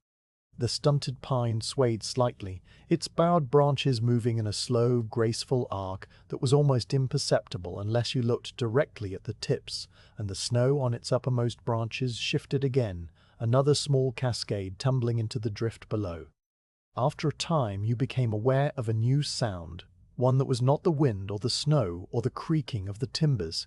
It was a soft, rhythmic thumping that came from above, a muffled, percussive beat that repeated at irregular intervals. You recognized it immediately, having heard it earlier in the night. It was the sound of snow sliding off the steep-pitched roof, accumulated loads releasing from the shingles and falling to the ground in heavy, padded impacts. Each thump was preceded by a long, silent pause during which the snow gathered its weight, and then the release came with a low, resonant boom that you could feel as much as hear, a vibration that traveled through the log walls and into the soles of your boots. You listened to the sequence, the gathering silence, and the sudden release, and you found it as soothing as a lullaby, a slow, natural rhythm that marked the passing of the night in its own quiet way. The wind shifted again, this time coming from a slightly different quarter, and the note of its song deepened into a lower, richer tone that seemed to come from the very base of the mountain. The stovepipe hummed in response, its vibration changing pitch by a half-step, and the lamp flame flickered once, twice, before settling back into its steady teardrop shape. You glanced at the lamp, making sure that the flicker had not disturbed the wick, and then you returned your gaze to the window, where the cleared patch had begun to fog over once more.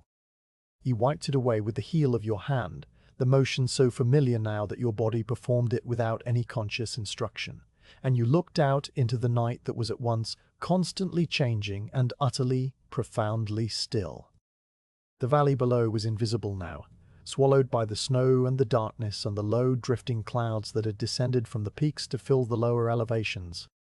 The frozen stream was gone, the open slope was gone, the switchback was gone, all of them buried under the patient accumulation of the storm, and the only visible landmark was the rock outcropping, its dark, jagged silhouette still breaking through the white blanket at the far left edge of your view. The outcropping seemed closer now, the snow having erased the distance cues that normally separated near from far, and it stood there like a sentinel, a mute, enduring presence that had witnessed 1,000 such storms and would witness 1,000 more.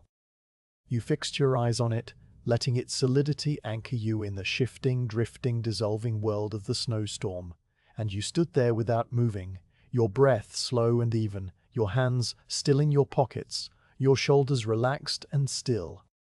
The wind sang its long, slow note through the eaves, and then it fell away into silence, leaving behind a stillness that was deeper than any stillness that had come before.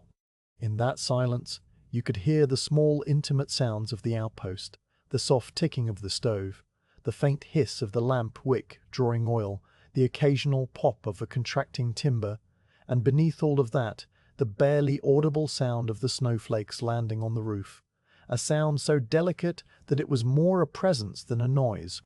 The mountain was breathing, and you were breathing with it, a single small part of a vast, slow rhythm that extended from the peak to the valley and from the clouds to the frozen earth. You closed your eyes for a moment, not because you were tired, but because there was nothing that needed to be seen, only felt, and you let the quiet of the night fill you completely, as gently and as thoroughly as the snow filled the hollows outside. When you opened your eyes again, the wind had returned, soft and tentative, playing its low, mournful melody through the eaves. The drift against the north wall had grown another few inches, the stunted pine had bowed another fraction of a degree, and the rock outcropping had gathered a fresh cap of snow along its jagged crest. Nothing had changed and everything had changed, and the night continued its slow, patient progress toward a dawn that was still beyond the reach of any clock or calendar. You remained at the window, your presence a quiet constant, and the wind and the snow and the mountain remained with you, companions in a solitude that asked for nothing and gave everything. The wind had fallen away into a silence so complete that you could hear the small, interior sounds of your own body, the soft rush of blood in your ears, the faint click of a tendon in your ankle as you shifted your weight, the steady, rhythmic expansion of your ribs with each breath. You had been standing at the window for a long while, long enough that the cold from the glass had seeped through your coat sleeves and settled into the joints of your elbows and wrists. A mild, distant ache that reminded you of the temperature that waited on the other side of the logs. The stunted pine and the rock outcropping and the smooth, sculpted drifts had all become as familiar to you as the grain of the table or the curve of the rifle stock, and there was nothing more to observe for now, nothing that required your eyes or your attention. It was time to step away from the glass and return to the stove, where the kettle had been waiting with its patient, low murmur, the water still warm from its earlier boil and ready to be brought back to life. You turned from the window slowly, the way a boat turns with the current, and you let the view of the snowy ridge and the dark valley and the falling flakes slide out of your awareness, replaced by the close, warm interior of the outpost. The lamp on the table still burned with its steady golden flame, and the logbook still sat closed beside the ink pot, and the rifle still stood in its corner, its barrel catching a thin, silver line of light. The room was a small, contained world, a pocket of warmth and order carved out of the vast white wilderness that surrounded it on every side, and you felt a quiet, familiar gratitude for the simple fact of shelter, the way the log walls held the heat and the roof shed the snow, and the stove kept its faithful, glowing heart. You crossed to the stove with slow, even steps, your boots making their soft, rhythmic sound on the planks, and as you approached, the warmth reached out to meet you, wrapping around your face and hands like a wool scarf freshly taken from beside the fire. The kettle sat on the cooler edge of the stovetop, its tin surface now dry where the condensation had earlier gathered in beads and rivulets. The water inside had fallen below the boil some time ago, but it was still very hot, a faint wisp of steam curling from the seam where the lid met the rim, and when you touched the wooden handle with the back of your finger, the heat was immediate and satisfying, a dry, penetrating warmth that traveled up your hand and into your wrist. You lifted the kettle, feeling its weight shift as the water sloshed gently against the tin, and you moved it to the center of the stovetop, directly over the hottest part of the firebox, where the iron was nearly glowing with a deep, ruddy heat. The kettle settled onto the surface with a soft, metallic clink and almost immediately the metal began to respond, a faint, high-pitched tick sounding from the base as the temperature differential sent tiny shocks through the tin. You stepped back and pulled the stool close, sitting down with the easy, unthinking motion of someone who has done this many times, and you prepared to wait for the water to reach its boil once more. The tea leaves were stored in the small wooden box inside the supply crate, but you kept a small muslin bag of them on the shelf above the table for easy reach during the long watches. You rose again, walked the few steps to the shelf, and retrieved the bag, its fabric soft and worn from handling. The bag was tied at the neck with a length of cotton string, and when you loosened the knot and tilted the opening toward the light, the scent of dried tea leaves rose into the air, a faint, earthy aroma that carried with it a suggestion of distant hillsides and warm sun, and the slow, careful hands that had picked and dried the leaves many months ago. The tea was a simple black tea, the kind that came compressed into small, tight cakes or loose and crumbled in the bottom of the bag, and it had traveled a long way to reach this high, lonely outpost, carried by mule and wagon and the backs of men who had climbed the same switchbacks you had climbed. You inhaled the scent, letting it fill your senses for a moment, and then you cinched the bag closed and set it on the table beside a clean tin mug that you took from the hook near the water bucket. The mug was a simple, unadorned piece, its sides slightly dented from years of use, its bottom stained a deep, ruddy brown from the tannins of countless cups of tea and coffee. You held it up to the lamplight, checking for any debris, and then you set it on the table, positioning it just to the right of the logbook, where it would be easy to reach. You took the tea bag and loosened the string again, and you scooped a small amount of the dried leaves into the palm of your hand, the fragments dark and crinkled, their edges curling inward like tiny, sleeping insects. The amount was something you judged by feel rather than measurement, a small mound that fit comfortably in the hollow of your cupped palm, and you tilted your hand over the mug and let the leaves tumble into the bottom, where they scattered across the tin with a faint, dry rustle. You folded the top of the muslin bag closed and returned it to the shelf, and then you sat back down on the stool, your eyes on the kettle, your hands resting loosely on your knees. The kettle was beginning to hum now, a low, resonant vibration that you could feel in the floorboards through the legs of the stool.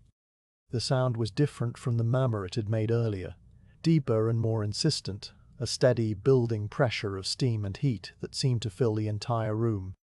The droplets of condensation were returning to the kettle's lower surface, appearing first as a faint, misty film, and then growing into distinct beads that trembled and merged and slid downward in slow silver trails. You watched the process with the same diffuse, patient attention that you had given to the snowfall, letting the small, incremental changes occupy your awareness without demanding anything from you. The flames in the stove flickered and shifted.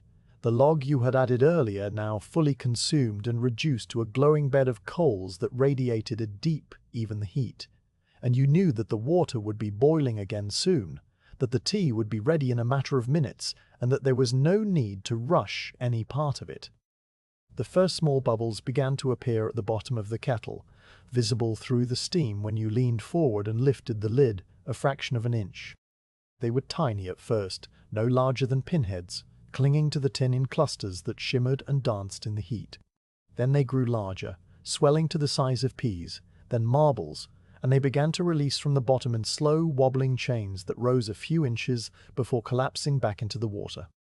The sound they made was a soft, continuous whisper, a gentle, sibilant rush that blended with the hum of the stove and the creak of the timbers, and you sat there on the stool, your chin resting on your folded hands, and you listened to the water's slow, patient journey toward the boil. The room was warm and still, the only light coming from the lamp and the faint orange glow of the stove seams, and the shadows in the corners were deep and soft, like folds of dark velvet draped against the log walls. When the boil finally came, it arrived with a sudden, rolling vigor, the surface of the water breaking into a tumultuous, churning dance that sent waves of steam billowing upward in thick, white plumes. The lid rattled on the kettle's rim, a rapid, metallic chatter that filled the small room with its insistent rhythm, and you reached out with a cloth wrapped around your hand to lift the kettle from the stovetop, tilting it carefully so that the spout cleared the edge of the stove. You carried it the few steps to the table, the steam trailing behind you in a ghostly dissipating ribbon, and you held the spout over the tin mug where the tea leaves waited. The water emerged in a steady, clear stream, hissing as it struck the cold metal of the mug, and as it hit the leaves, they unfurled and swirled and rose toward the surface in a slow, graceful spiral, dark fragments transforming into soft, delicate shapes that released their color into the water in spreading amber tendrils.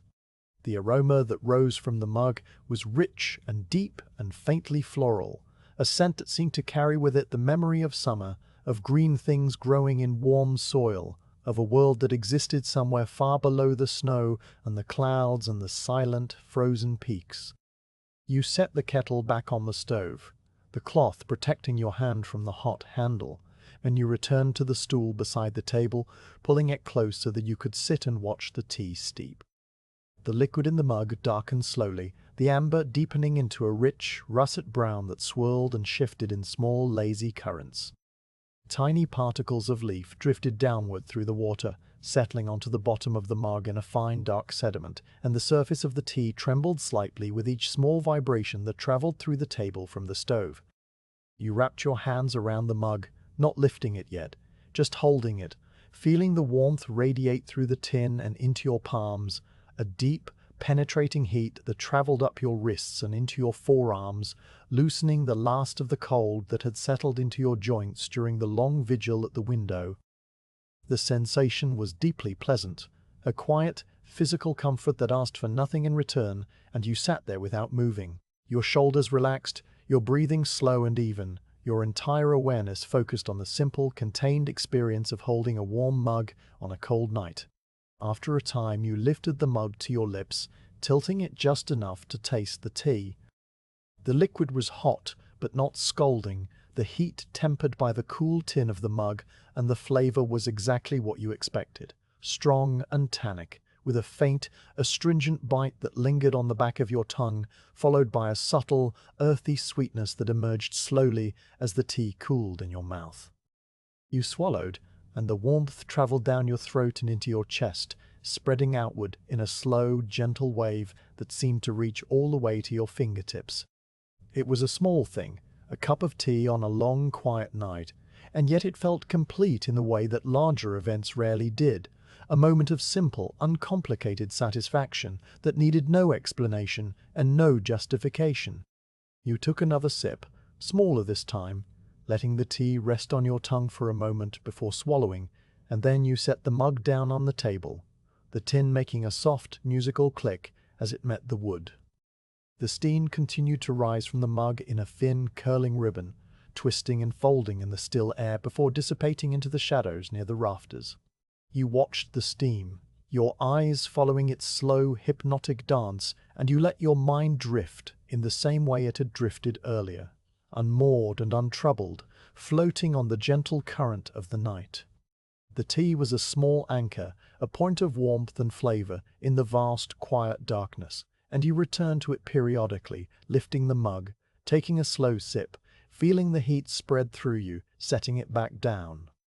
The rhythm of the motion was as steady as the rhythm of the stove or the rhythm of the snow, a small personal cadence that marked the passing of the minutes without the need for a clock. The logbook sat on the table beside the mug, its leather cover dark and smooth in the lamplight, and you glanced at it without any intention of opening it, simply acknowledging its presence. The entries you had made earlier, the date and the weather and the inventory, were safe inside, pressed between the pages in ink and pencil, a small, permanent record of a night that would otherwise be forgotten. The thought gave you a quiet, unremarkable satisfaction, the same kind of satisfaction you felt when you saw the woodpile neatly stacked, or the rifle cleaned and oiled. The outpost was in order, the watch was proceeding without incident, and you had a cup of warm tea in your hands. There was nothing more that the night could ask of you, and you asked nothing more of it. You finished the tea slowly, the final sip cooler than the first, the last of the leaves sliding down the side of the mug to settle in the bottom with the rest of the sediment. The mug was empty now, a faint ring of moisture marking the spot where it had rested on the table, and you considered making another cup, the kettle still warm on the stove and the water still plenty. But the first cup had done its work. The warmth had settled into your bones, and the small, quiet ceremony of brewing and sipping had run its natural course. You stood up, carried the mug to the bucket, and rinsed it with a small splash of cold water, swirling it around the sides to loosen the sediment before pouring the rinse water into the small slop pail near the door. The mug went back onto its hook, and you wiped your hands on the cloth that hung beside the stove, the fabric rough and absorbent against your skin. The night stretched on beyond the window, the snow still falling, the wind still sighing through the eaves, the drift still building against the north wall. You stood in the center of the small room, the lamp at your back and the stove at your side, and you felt a profound, wordless calm settle over you, a stillness that was not the absence of activity, but the presence of peace. The tea had been a small thing, but it was the small things that filled the long watches and gave them their quiet texture, their slow, steady rhythm. You were ready now for the remaining hours of darkness, ready for the window and the stove and the logbook and the rifle, ready for whatever the mountain might bring or not bring. You turned toward the window, your footsteps slow and unhurried, and you resumed your watch with the taste of tea still faint on your tongue, and the warmth of it still glowing in your chest. The indoor wood basket had grown light, its woven willow sides now more than half empty, the remaining split logs barely covering the bottom in a loose, scattered layer. You noticed this as you passed the stove on your way back from rinsing the tea mug, the basket's diminished state registering in your awareness with the same quiet, practical attention that noticed the water level in the bucket or the oil level in the lamp. The fire was still burning well, the coals deep and red and steady, but the log you had added earlier had burned down to a fragile skeleton of ash and ember, and the next log you would need was not far off. The indoor supply of 15 pieces you had counted during the inventory had dwindled through the hours of the night, each log giving its warmth to the small room and then vanishing up the stovepipe as smoke and heat, and now the time had come to replenish the basket from the larger store that waited outside under the tarred canvas beside the door. You stood for a moment, your hands resting on the back of the stool, and you considered the small journey that lay ahead. It was not a long journey, perhaps 20 paces from the door to the woodpile and 20 paces back, but it was a journey that required a brief transition from the warm, still air of the outpost to the sharp, moving cold of the mountain night. The thought did not trouble you. It was simply a fact to be acknowledged, a small task that needed doing, and you began to prepare for it with the same unhurried, methodical approach that you brought to all the small tasks of the watch. You crossed to the peg near the door where your heavy coat hung, still carrying the faint, cool scent of the snow it had absorbed during your arrival hours earlier. The coat was made of thick, dark wool, its fibers dense and tightly woven, and it had a high collar that could be turned up to protect the neck and a set of large wooden buttons that fastened from collar to knee. You took it down from the peg, the weight of it familiar in your hands, and you slid your arms into the sleeves, settling the coat over your shoulders with a small shrug that aligned the seams. The wool was cool against your shirt but quickly began to warm, trapping the heat of your body in the space between the layers. The buttons came next, each one a small, smooth disc of turned wood that slipped easily through its corresponding loop of braided cord. You fastened them from bottom to top, your fingers working the buttons with the practiced automatic motion of someone who has done this thousands of times. And you left the top button open so that the collar would not chafe your chin. The scarf was still on its peg, a long, wide strip of grey wool that you had worn during your climb up the ridge, and you took it down and wrapped it around your neck in 2 loose loops, tucking the ends into the front of your coat where they would stay put. The wool was soft and slightly scratchy against your skin, and it carried the faint, clean smell of cold air and pine smoke from the hours it had spent drying near the stove. Your hat, a wide-brimmed felt hat with a low, rounded crown, went on your head next, the brim pulled down just enough to shield your eyes from the snow. And then the gloves, thick leather gloves lined with shearling wool, their surfaces darkened by oil and wear, their cuffs long enough to cover the gap between your sleeves and your wrists. You were ready now, your body enclosed in its layers of wool and leather and felt, and you turned your attention to the hurricane lantern that sat on the small shelf beside the door. The lantern was a simple, sturdy device, its body made of tin with a glass globe that protected the flame from the wind, and it had a wire handle at the top for carrying and a small hinged door in the side for lighting the wick. You lifted the lantern from the shelf, feeling its weight, and you checked the oil reservoir by tilting it gently. The liquid inside sloshed with a soft, muffled sound, and there was enough to last for many hours of burning. The wick was trimmed and ready, its charred tip barely protruding from the burner, and you took the box of lucifer matches from the shelf, striking one against the rough striker plate with a single crisp motion. The match flared into life with a tiny hissing burst of sulfur and phosphorus, and you held it to the wick, watching as the flame caught and steadied, a small bright tongue of fire that flickered behind the glass globe. You adjusted the wick with a small brass knob on the side of the burner, lowering the flame until it was steady and even, and then you closed the hinge door and shook out the match, dropping the charred stick into the stove. The lantern glowed in your hand, its light a warm golden circle that filled the space around you and pushed back against the shadows in the corners of the outpost. You turned the handle so that it rested comfortably in your grip, and you moved to the door, your boots making their soft, familiar sound on the planks. The door latch was cold to the touch, the iron having absorbed the chill that seeped through the gap between the door and the frame, and you lifted it with a single fluid motion, feeling the mechanism release. The door swung inward, and the night rushed in to meet you. The cold was the first thing you noticed, a sharp, clean presence that wrapped around you instantly, finding every gap in your clothing and every exposed inch of skin. It was not a painful cold, not the kind that bit and stung and numbed, but a dry, crystalline cold that seemed to purify the air, stripping it of every impurity until the only thing that remained was the clean, faintly metallic taste of snow and pine and high-altitude winter. Your lungs accepted it with a small involuntary gasp, and then your body adjusted, the warmth you had stored inside the outpost radiating outward from your core and meeting the cold at the boundary of your coat. The sensation was invigorating, a quiet, bracing reminder of the world that existed beyond the log walls, and you stood in the open doorway for a moment, the lantern light spilling out onto the snow in a broad golden fan, and you let yourself feel the full presence of the mountain night. The snow was still falling, the flakes smaller and finer than they had been earlier, a fine, powdery dust that drifted downward with a soft, continuous whisper. The wind had settled into a low, intermittent murmur that barely stirred the branches of the stunted pine, and the drifts that had built up against the outpost walls were smooth and sculpted, their surfaces glowing faintly in the lantern light. You stepped through the doorway, your boots sinking into the packed snow of the path with a crisp, squeaking sound, and you pulled the door closed behind you so that the warmth would not escape. The latch clicked into place, and you were alone in the night, a small dark figure holding a circle of light in a vast white landscape.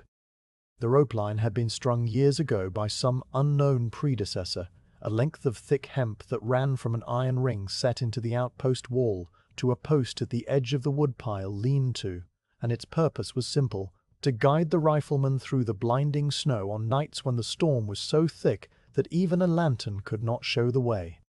Tonight the snow was not so heavy, and you could see the lean-to clearly, a dark three-sided structure about 20 paces to the north, but you reached out and took the rope in your free hand anyway, because habit was a comfort and the rope was there to be used. The hemp was rough and cold, its fibers stiff with frost, and it creaked softly as you gripped it, a sound that was swallowed almost immediately by the muffling presence of the snow. You began to walk, your boots lifting and falling in a slow, steady rhythm that left a trail of deep, crisp prints in the snow behind you. Each step made a sound that was halfway between a creak and a crunch, the cold snow compressing under your weight with a particular high-pitched squeal that was unique to very low temperatures. The lantern swung gently at your side, its handle creaking in a softer counterpoint to the snow, and the circle of light swung with it, illuminating a shifting patch of ground ahead of you. A drift with a smooth, wind-carved surface, a scatter of pine needles that had fallen before the snow and were now frozen in place. The dark, solid line of the rope as it stretched toward its distant anchor. The air was so still between the gusts of wind that the lantern flame burned straight and unwavering, a single bright teardrop of fire that seemed to float in the darkness. The cold continued to press against you, finding the small gaps at your collar and cuffs, and you felt it most keenly on your cheeks and the bridge of your nose, the only parts of your face that were exposed. It was a clean, sharp sensation, a tightening of the skin that was not unpleasant, and you tucked your chin a little deeper into the collar of your coat, letting the warmth of your breath collect in the small space between the wool and your face.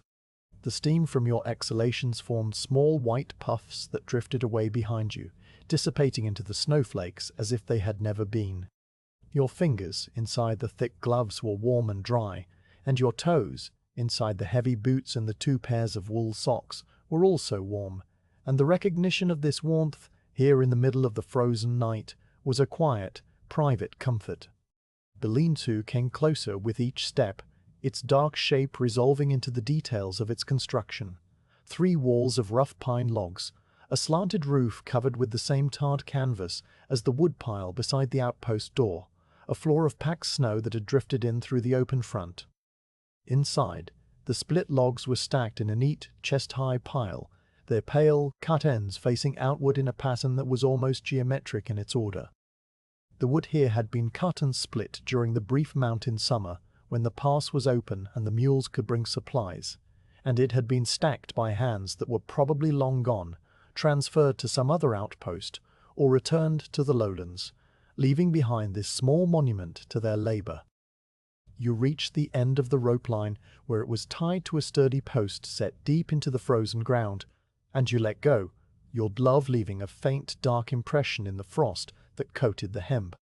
The canvas sling hung from a nail on the corner post of the lean-to, a simple rectangle of heavy cotton duck with rope handles at each end.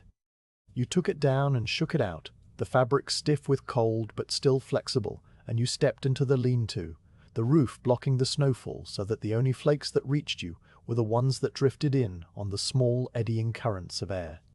The logs were stacked in rows, each row alternating direction so that the pile was stable, and you began to select pieces from the front row, choosing logs that were the right size for the stove, about the length of your forearm, and split into quarters. You lifted them one at a time, feeling the solid, satisfying weight of each piece, and you laid them in the canvas sling, arranging them so that they would balance when you lifted the whole thing. The wood was very cold, its surface rough with splinters and the faint, ridged texture of the grain, and it carried the clean, resinous scent of dried fir, a scent that was released more fully as you handled it. You loaded 5 logs into the sling, a number that would fill the indoor basket and provide enough fuel to keep the stove burning through the remaining hours of darkness and into the grey, slow dawn. You could have taken more, but 5 was a comfortable weight, enough to feel substantial without being burdensome, and you saw no need to overburden yourself when the walk was so short. You gathered the rope handles in your gloved hand, lifting the sling a few inches off the snow-packed floor to test the balance, and then you stepped back out of the lean-to, the snow greeting you again with its soft, continuous whisper. The rope line was there, stretching back toward the outpost, and you took it in your free hand once more, the hemp now slightly warmer where you had gripped it before. The return walk was a mirror of the outward journey, your boots following the same trail of footprints you had just made, the lantern swinging in the same slow rhythm, the cold pressing against your face with the same clean, sharp insistence. But now there was a small difference, a quiet shift in your awareness that came from having the weight of the wood in your hand and the knowledge that the task was nearly complete. The outpost glowed ahead of you, a dark shape against the darker sky, its single window lit from within by the steady golden light of the lamp, and the sight of that light, here in the vast cold darkness of the mountain, was as welcoming as any voice or any hand. You walked toward it steadily, your pace unhurried, your breath forming its small white clouds, and you felt a quiet, wordless contentment settle over you, the contentment of a simple task nearly done. You reached the door, and you set the canvas sling down in the snow so that you could work the latch. The iron was even colder now, its surface rough with a thin layer of frost, and it groaned slightly as you lifted it. The door swung open, and the warmth of the outpost spilled out to meet you, wrapping around you like a blanket, and you stepped across the threshold with a feeling that was almost surprise at how warm the room had become in your absence. The stove glowed in its corner, the lamp burned on the table, the logbook sat in its place, the rifle stood in its corner. Everything was exactly as you had left it, and yet it felt new, felt precious, felt like a gift that you had been given simply by walking out into the cold and then returning. You set the lantern on the shelf and turned down the wick, extinguishing the flame with a small puff of breath that left a thin trail of smoke curling toward the ceiling. The canvas sling came inside, and you carried it to the stove, where you knelt down and unloaded the logs one by one, stacking them neatly in the wood basket until it was full. The new logs were cold and clean, their ends pale against the darker wood of the basket, and the sight of the full basket, ready and waiting, gave you a quiet, practical satisfaction that was entirely out of proportion to the size of the task. The sling went back onto its peg beside the door, where it would be ready for the next watch or the next night, and you removed your gloves and hat and scarf, hanging them on their pegs, feeling the warm air of the outpost against your face and hands. You stood by the door for a moment, your coat still on, the cold still clinging to its outer surface in a thin, shimmering layer of frost that was already beginning to melt. You had not been outside for long, perhaps 10 minutes in total, but the small journey had shifted something inside you, a subtle reorientation that came from stepping between the two worlds, the warm interior and the cold exterior, and finding both of them waiting exactly where you had left them. You unbuttoned your coat and hung it on its peg, and then you crossed to the stove, opening the small iron door and selecting one of the new logs from the basket. You laid it on the coals, watched the flames find the fresh fuel, and then closed the door, adjusting the damper to the position you knew would hold the fire steady through the next hours. The task was done, the woodpile was visited, the basket was full, and the night continued its slow, patient passage toward the dawn. The wood basket was full, the new logs stacked in a neat, orderly pile that promised warmth for the remaining hours of darkness, and the canvas sling hung once more on its peg beside the door, still carrying the faint, cold scent of the outdoors. You had fed the stove a fresh piece of fur, watching as the flame settled around it with a soft, satisfied murmur, and you had adjusted the damper to the precise angle that would hold the fire at a steady, even burn, not too hot and not too cool. The tea was finished, the mug rinsed and hanging on its hook, the taste of it now a faint, pleasant memory on the back of your tongue. The logbook was closed, the inventory complete, the record of the night preserved in ink and pencil for whoever might read it in the days or weeks or years to come. The rifle stood in its corner, cleaned and oiled and ready, its barrel catching the lamplight in a thin silver line. Every task that the night had asked of you was done, every small ritual completed, and now there was nothing left but the waiting, the long, slow passage of the hours that separated the deep night from the first, faint hint of dawn.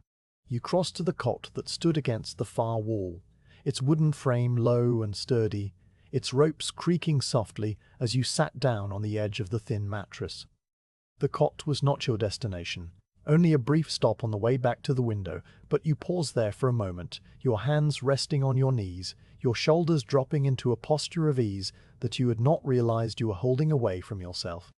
The wool blanket that lay folded at the foot of the cot caught your eye, its grey fibres thick and slightly rough, its edges bound with a strip of cotton twill tape that had been sewn on with small, even stitches.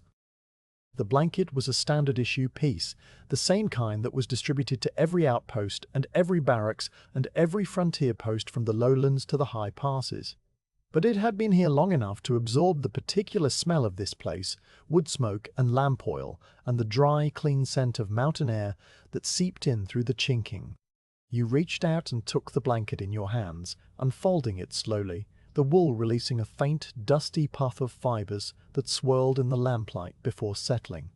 The blanket was larger than it looked when folded, wide enough to wrap around your shoulders and long enough to drape down to your knees, and you stood up from the cot and swung it around yourself in a single, easy motion, settling the fabric over your shoulders like a cloak. The wool was warm immediately, holding the heat of the room in its dense, fibrous weave, and it had a weight to it that was deeply comforting, a gentle, even pressure that seemed to press the last of the tension from your neck and back. You pulled the front edges together near your collarbone, holding them closed with one hand, and you stood there for a moment in the center of the small room, wrapped in wool, the stove at your back and the lamp at your side, feeling as sheltered and as still as you had ever felt in your life.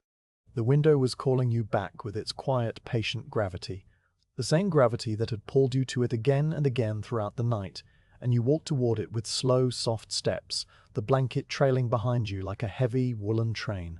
The frost on the glass had thickened while you were outside fetching the wood, the cold air that had entered the room during your brief absence having frozen the moisture on the pane into a dense, crystalline layer that sparkled faintly in the lamplight. You did not wipe it away this time, not immediately. Instead, you stood close to the glass and let your eyes adjust to the patterns of frost, the delicate, fern-like fronds that spread across the pane in an intricate, frozen filigree. Each frond was a tiny masterpiece of cold and moisture, its branches dividing and subdividing into ever finer tendrils that caught the light and scattered it into 1,000 tiny, glittering points. You traced the patterns with your eyes, following one branch to its tip, then another, and you felt a quiet, wordless appreciation for the beauty of the frost, a beauty that would vanish the moment the sun touched the glass, but that was here now, in the deep hour of the night, for no one but you. Eventually you lifted your hand from beneath the blanket and used the side of your palm to wipe a clear patch through the frost, the ice melting under the warmth of your skin, and leaving behind a cold, wet smear that trickled downward in slow, silver rivulets. The glass beneath the frost was very cold, so cold that it seemed to suck the heat from your hand in a single sharp instant, and you withdrew your fingers back into the warmth of the blanket, tucking them against your chest. Through the cleared patch, the world outside was visible once more, a study in shades of grey and silver and the deepest, most profound black. The snow was still falling, its rhythm unchanged, a steady, patient descent of flakes that had been falling for so long that it seemed as if they had always been falling and would always continue to fall, a permanent, silent feature of the mountain night. You settled into your position by the window, shifting your weight until you found the most comfortable stance, your shoulder leaning against the log wall, your hip resting against the window frame, the blanket pulled close around you so that only your face was exposed to the cool air near the glass. The wall was solid and warm where it met the stove-heated interior, and the logs had a particular pleasant smell when you were this close to them, a faint, resinous scent of pine that had been sealed into the wood for decades and was only released by the warmth of the fire. You breathed it in, letting the scent fill your senses, and you looked out at the snow and the darkness and the drifting, shifting shapes of the drifts, and you let your thoughts begin to slow, to lengthen, to stretch out into the same long, easy rhythm as the snowfall. The mind, in the deep hours of the night, behaves differently than it does during the day. The sharp edges of thought soften and blur, the urgent concerns of the waking world recede into a distant, unimportant background, and what remains is a slow, meandering stream of awareness that moves without direction, without purpose, without any need to arrive at a conclusion. You felt your thoughts begin to drift in this way, floating from one image to another, with the same unhurried grace as the snowflakes beyond the glass. You thought about the grain of the log wall beside your head, the way the rings of the tree were still visible in the wood, each ring a record of a year of growth, a summer of sun and a winter of snow just like this one. You traced the rings with your eyes, counting them absently, and you wondered without any urgency how old the tree had been when it was felled, how many winters it had stood on this ridge before it became a wall, a shelter, a silent companion to the riflemen who had stood here before you. The thought drifted away, and another took its place, this one a memory of a distant hearth, a fireplace in a house that stood somewhere far below the mountain, in a valley where the snow fell less deeply and the winters were shorter. You could see the fire in that hearth, the flames curling around a thick split log of oak, the bricks at the back of the fireplace glowing a deep, ruddy orange. You could hear the sound of a kettle on the crane, the same soft humming murmur that you had heard here in the outpost, and you could smell the particular sweet scent of apple wood smoke that was different from the fir and pine of the mountain, but still familiar, still comforting. The memory was not a sharp or detailed one, it was soft and faded, more a feeling than an image, a sense of warmth and safety and the presence of other people moving quietly in the next room. You let it sit with you for a while, the way you might let a cup of tea sit with you, and then you let it go, watching it drift away into the darkness, like a snowflake settling into a drift. Another thought came, this one not a memory but a simple observation. The snow on the roof had built up enough that another small avalanche was due. You waited for it, your ears attuned to the subtle creaks and groans of the timbers, and after a long silent pause, it came, a soft, muffled whump that resonated through the outpost walls and faded into silence. The sound was as familiar as your own heartbeat, and you acknowledged it with a small inward nod before your thoughts drifted on, moving to the pattern of frost on the window, to the feel of the blanket against your chin, to the distant, almost inaudible hum of the stovepipe, to the way the lamplight caught the oiled surface of the rifle barrel in a thin, golden line. The night had reached its deepest hour now, the point at which the darkness was most complete and the silence was most profound. The wind had fallen away entirely, leaving a stillness that seemed to press against the outpost from all sides, a stillness so deep that it had a texture, a weight, a presence. The snow continued to fall, but even it seemed quieter now, the flakes smaller and lighter, drifting downward with a slow, almost imperceptible motion that was more like settling than falling. The drifts had stopped their active reshaping and had settled into a state of rest, their surfaces smooth and still, their contours fixed for the moment in the deep frozen cold.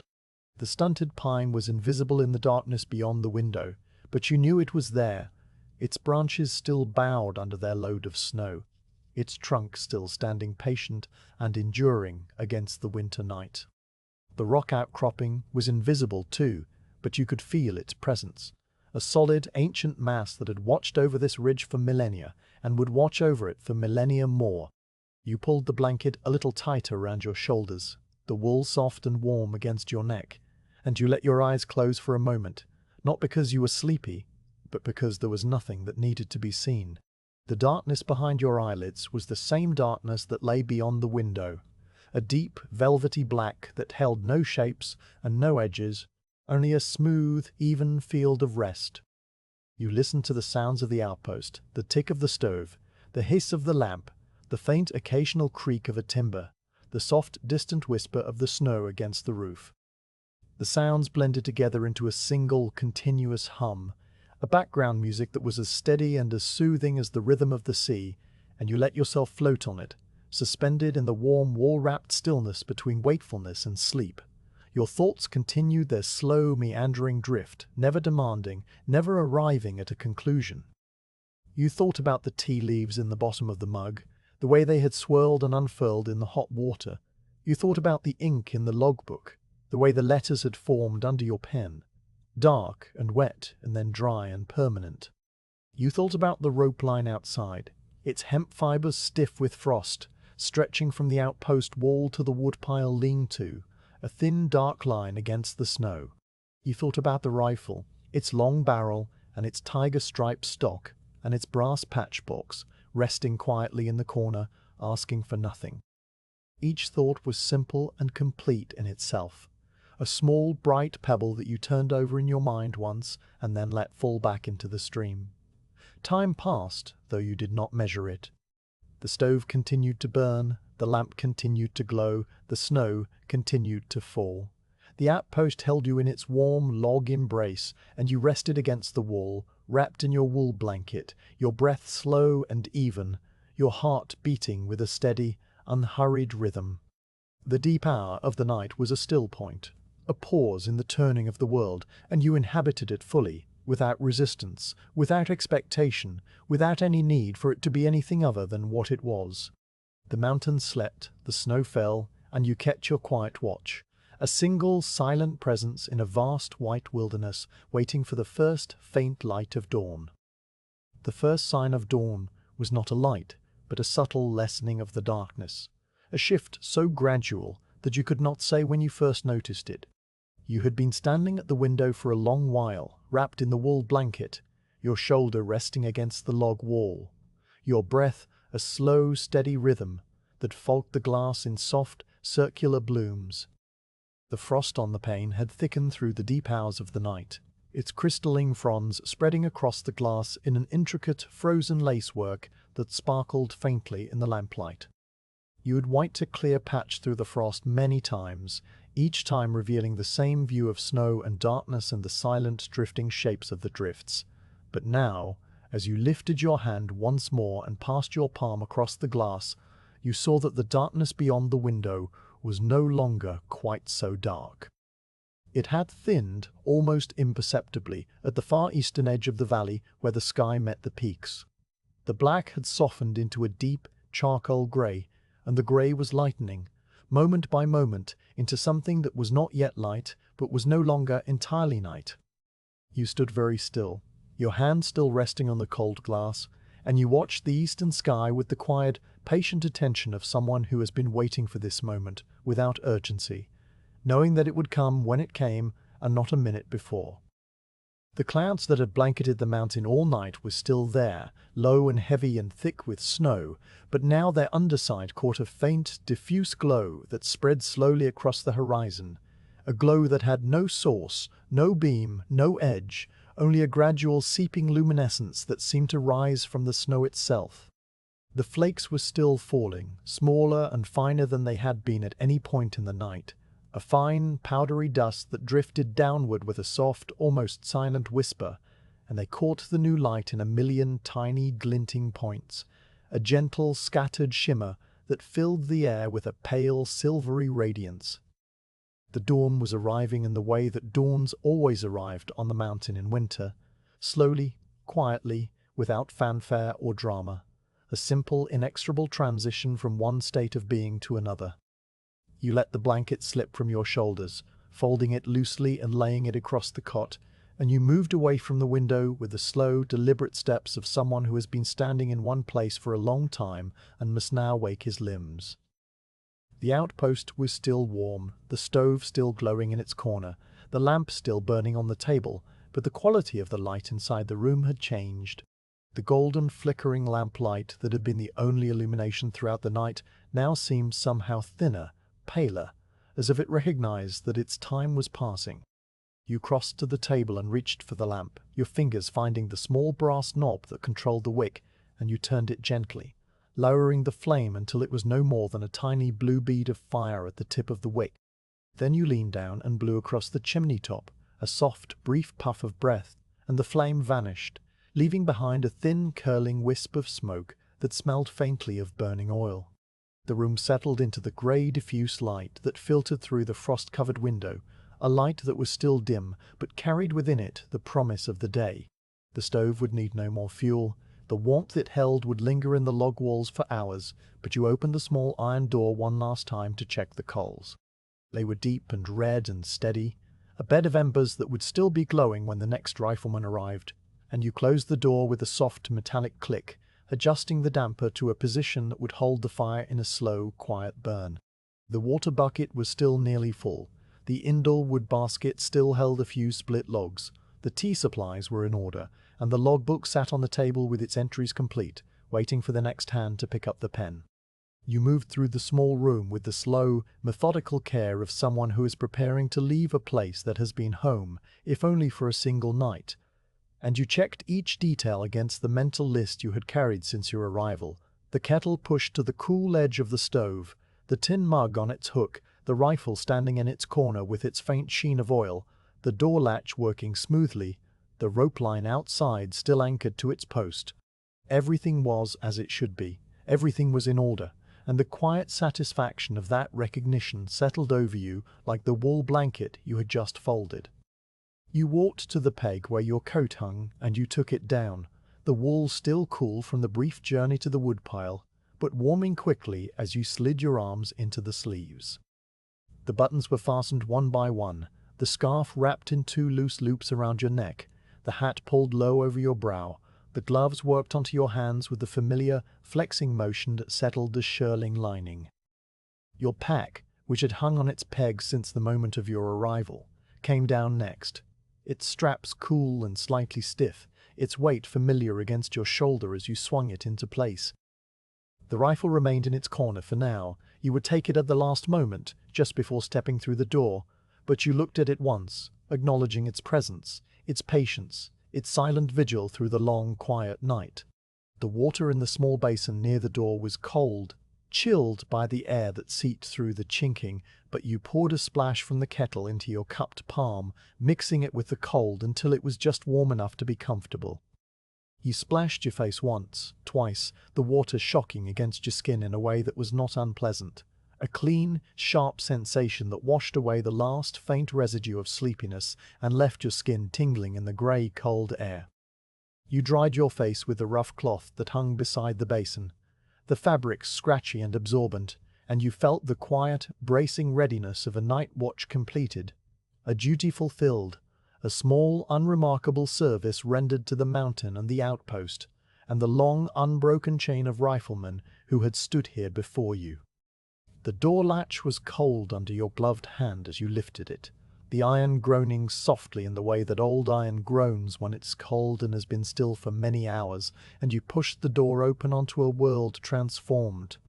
The snow had stopped falling at some point in the last hour, though you had not noticed the exact moment of its cessation, and the clouds were beginning to break apart in the eastern sky, their edges catching the first pale hints of color. A faint, watery rose, a wash of pale gold, a thin, translucent blue that seemed almost too delicate to hold. The drifts that had built up against the outpost walls were smooth and sculpted, their surfaces dusted with a fresh, light powder that sparkled in the growing light, and the stunted pine near the switchback was now a perfect white sculpture, every branch coated in a thick, even layer of snow that rounded its contours and made it look soft and gentle, a creature of winter rather than wood.